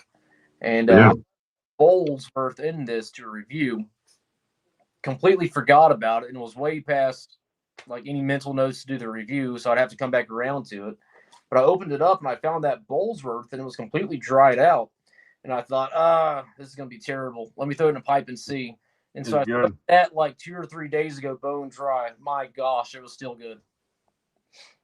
Well, did you get a little sampler bag of that this year's release of that Ostara? Yes. Yeah, what was that? He just randomly sent that out. I got a whole package and it just had one little envelope in it. Yeah, that's that new Ostara. That's that kind of like his summer Virginia blend that he puts out every. Yeah. It was really good. Well, I had one. I think it was Ostara. It was all Oriental. He had one blend. It was all Orientals. No. Yeah, that's not Ostara. That's crap. I can't remember now. Yeah, that's not the Virginia. This is a Virginia blend. I had them too confused. Out to Virginia. The one with the white flowers. You got to smoke the one that he sent that little sampler bag. It's really good. I gotta see if I tossed it or not because I thought he just messed up. But I got a jar of the story. Have you guys had? Is it Summers Inn? Somers? Yeah, that's really good. That's the one that he made for the Chicago Pipe Show last year. Yes. That was for. It's the same as another blend he put out. And I think that's very close to a McKellen's Virginia. It was good, whatever was in it. It's a Virginia ribbon cut, but Smoky Stash, Cameron, he sent me a sample of that last year, and I just got around to trying that one, and absolutely blew me away. So Yeah. I had 2 Ravenwood Virginias, and both of them were absolutely just top quality. Mm-hmm. No, League, that we were talking about, James sent some of us like a little sampler bag of this year's release of that Osteria stuff. I haven't heard of it. But that Osteria, that's a good blend. Just last year's, but this year's release of it is going to be real good too. So when it comes out, I'm going to get some. What confused me is he sent that email out, Chris, to his. Well, I don't know if he sent it out to everybody or if he just sent it out to some people, but he said, y'all are my top buyers and stuff. So if there's anything you want that's coming out that's limited release, let me know and I'll save you some. That's cool. Yeah. And I put some out and I thought maybe he sent me that on accident and maybe I misunderstood something. So I never understood. He sent me a big old package and it's a big bubble pack, but it had that one little sample in it. And I was like, maybe our lines got crossed or something because I was wanting something else. But nope, he tossed it in. It came with my other order too. He's just like, yeah, so I'll toss it in your next order. yeah, mine didn't come in order. He sent it all by itself, that little sample. Oh, yeah? He did say he was going to send out, but I had to order, so it just came with my order. So I guess yeah. Well, guys, I think I'm going to have to call it a night on this one. I think I'm about to too. Dr. Bob said you can. You got to break out the Toke Rustica. Yeah. I got to save it for tomorrow. Let's save it for 12 o'clock. Trying not to get a sinus infection, so I've been babying my sinuses, but I'm saving everything for tomorrow's live. Yeah. And I guess I have to do Rustica twice tomorrow because I missed last week's Rustica. I had to get off the call early. And Did you? let me forget it, neither did Dakota, so I'm doing a double dose. Yeah, Nepentine, that's a good one by Ravenwoods too. He does good on Oriental stew. Oh, his Orientals are real good, yeah. But all right, Chris, everyone in the chat, I'll see you all on the next one. All right, thanks, Hunter. Thanks for stopping by. Yeah, we'll see you all. Yeah, I'm probably gonna get off about 12 though. Sounds good, Walt. You gotta go to bed early too, don't you? I'm gonna go to bed. Yeah, I'm gonna go to bed early. No West Coast chat this week. Oh well, Johnny's got a house bill too. He's busy anyways. He's busy. You busy? League's at work, so he doesn't get on. League's at work. Lukester just woke up. He took a nap during the chat and woke back up.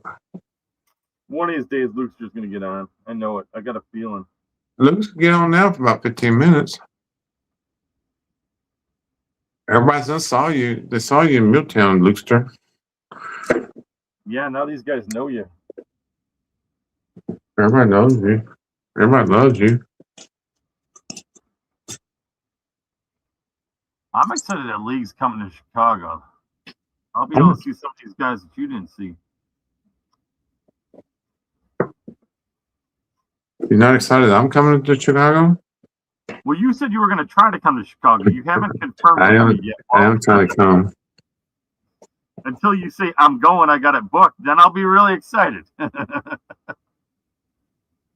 want to come for sure. I don't know. Them hotel rooms, they high out there.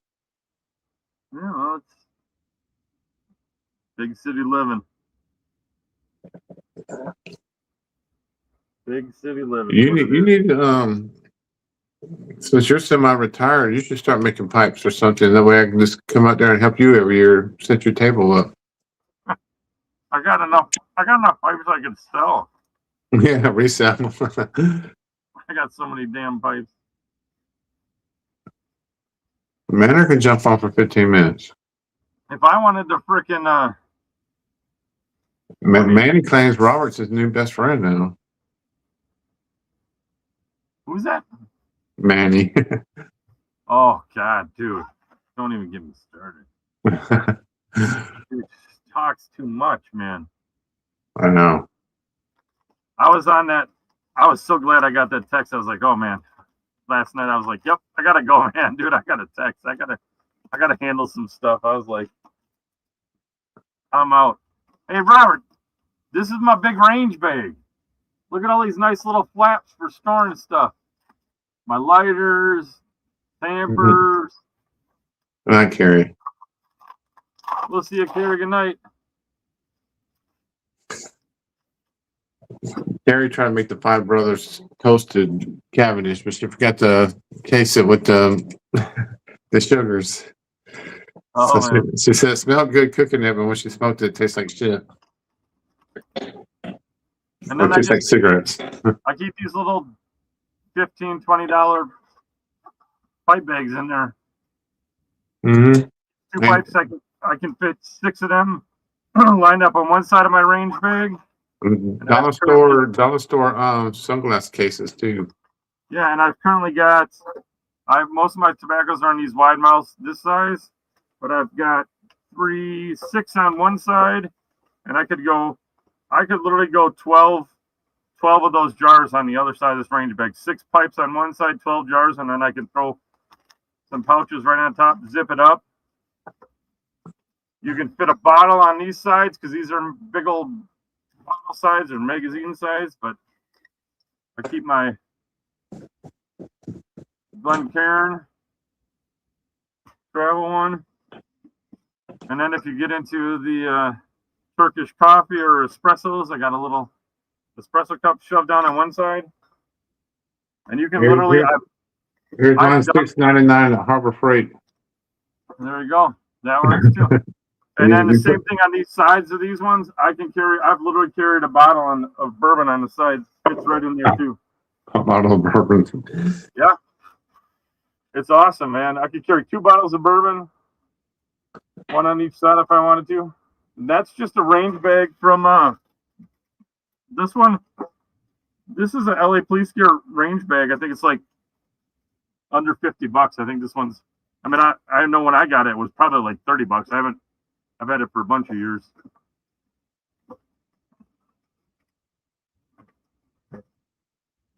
He said he's getting his backpack ready for Chicago. He's excited.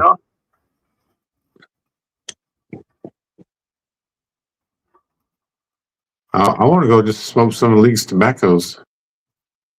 There you go. Robert says do a video on your bag.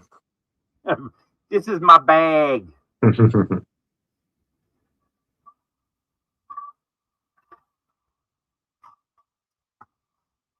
I'll have to get all this fancy video equipment. My phone would be shaking around too much trying to do that to show it.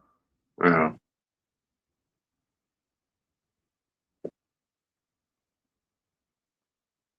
Yeah, I took a backpack, just a sling back, because I didn't want to take that big bag. And when I was flying, a backpack's the way to go because that's your carry-on, you know? Mm-hmm. Yeah. That's what I'm perfect for. I got a little thing. I got cigar bids. It's a little, it's like a tiny little backpack thing.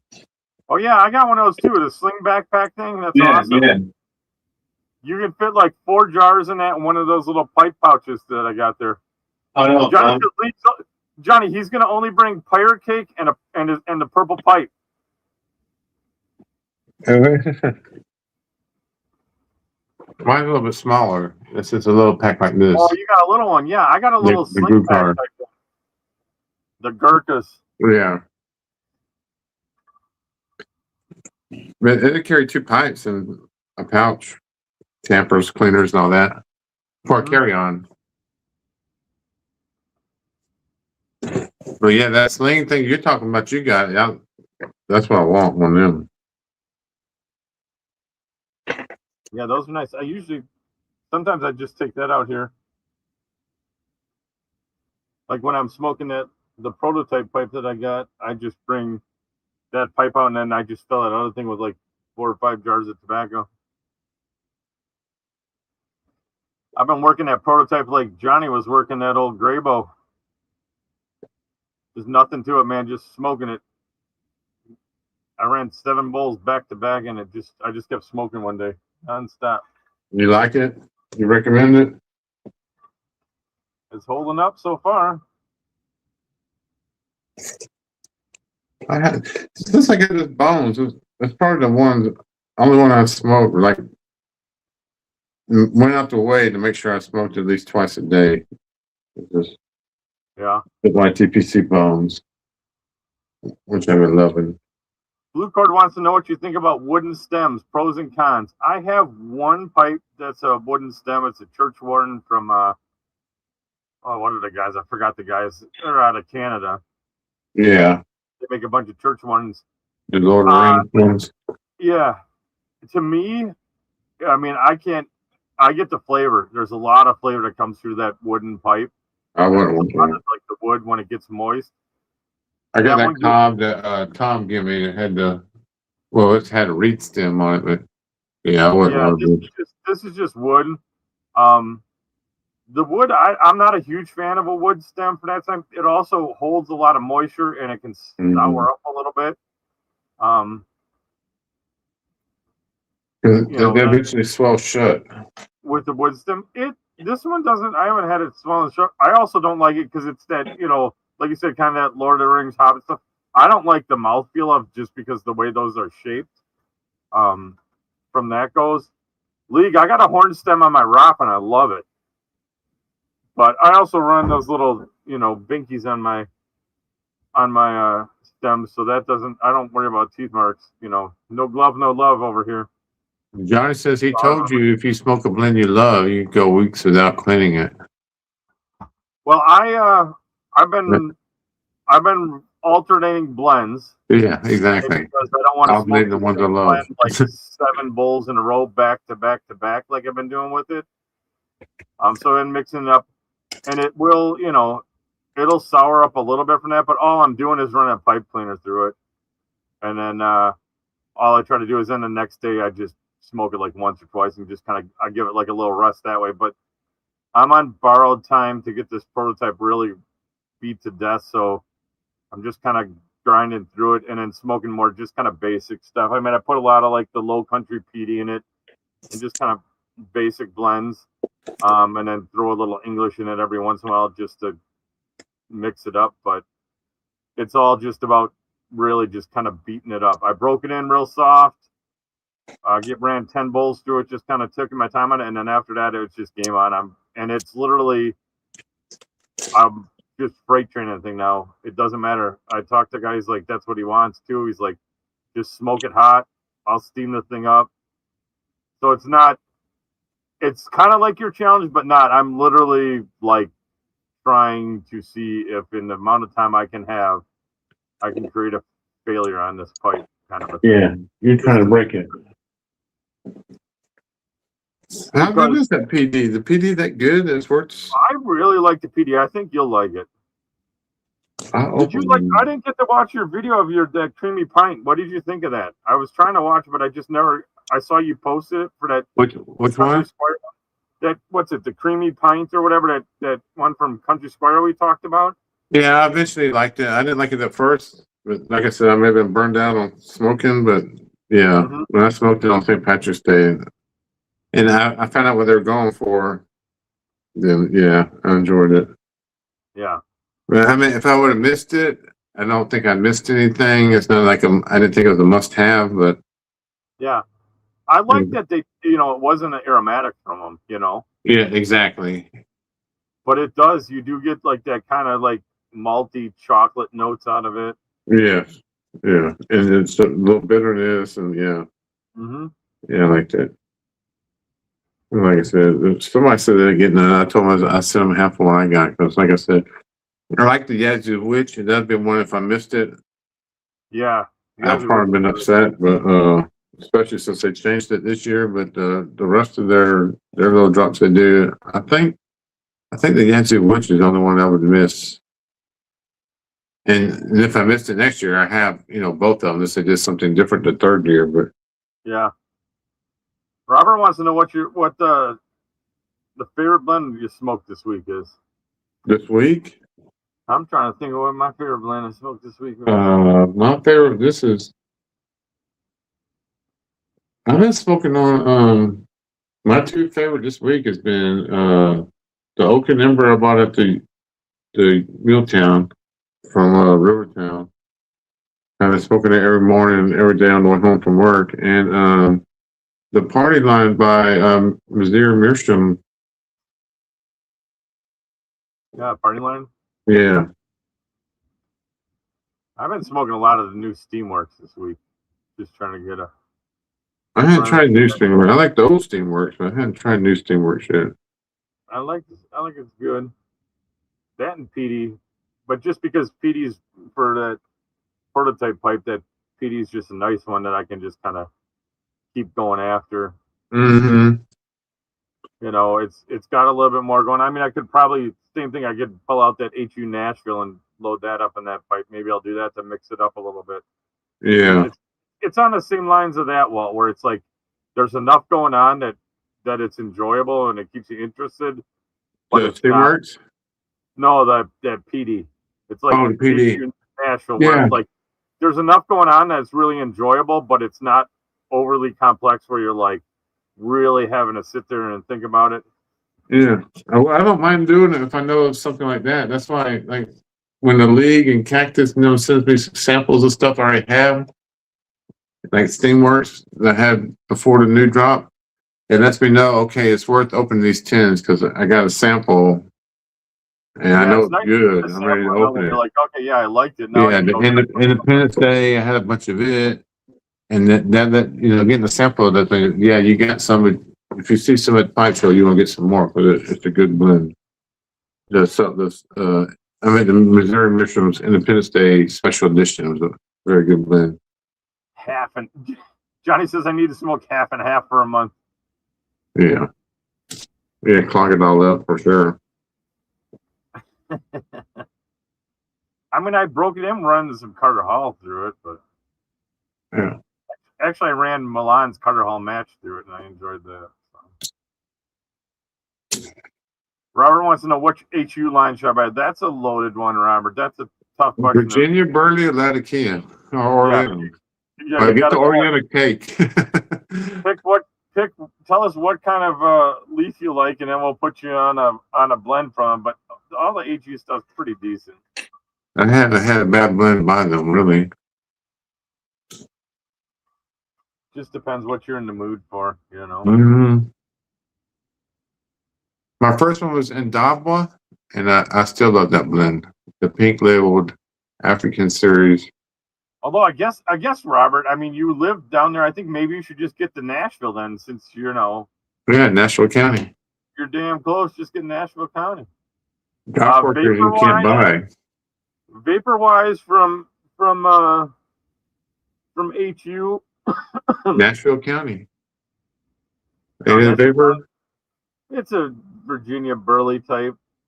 It's not going to have that. I mean, I would tell you. Oh, the Louisiana one, the green labeled one. Yeah, if you can find the green label, Louisiana. I think it's just called Louisiana Lake or something. Yeah, that would be the vaporing. That one's a hard one to come by. Yeah, Always out of stock. If you can find the Louisiana whatever for it, I would get that before.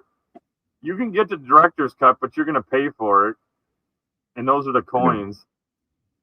But I would tell you to get the Louisiana. If you can find it, that's usually only like $20. So that's not a bad one. It's a cheaper one, kind of like the Nashville County. So, but if you want a good HU, I would go for the vapors because they got so many other good blends. Other people's got good vapors, but for a good HU blend, I would try the Nashville County. It's Virginia. It's not like it's a heavy burley blend.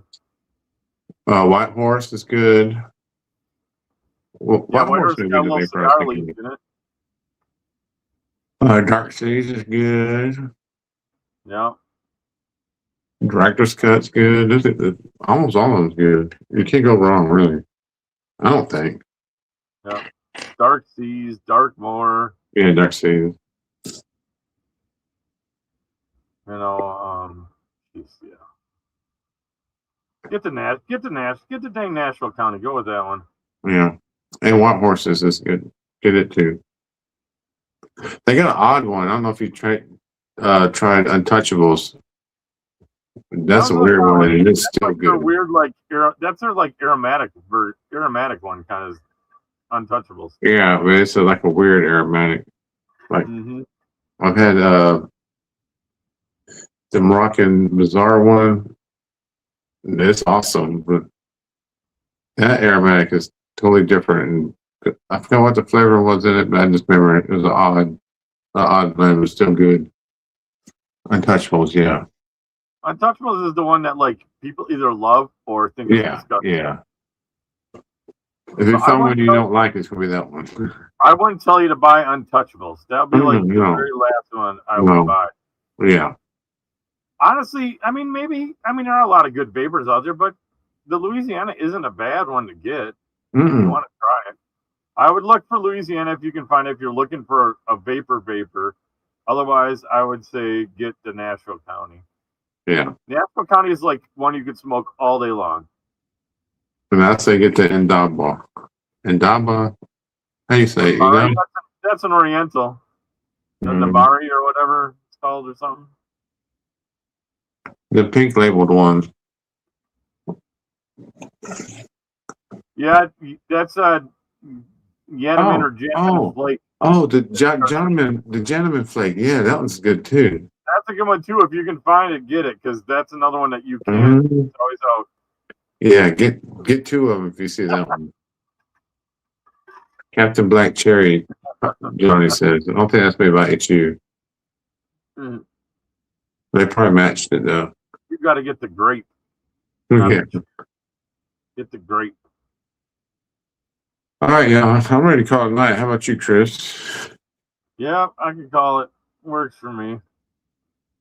Well, appreciate everybody showing up and thanks for the support. And we'll talk to y'all probably tomorrow about the other chat thing that goes on Saturdays.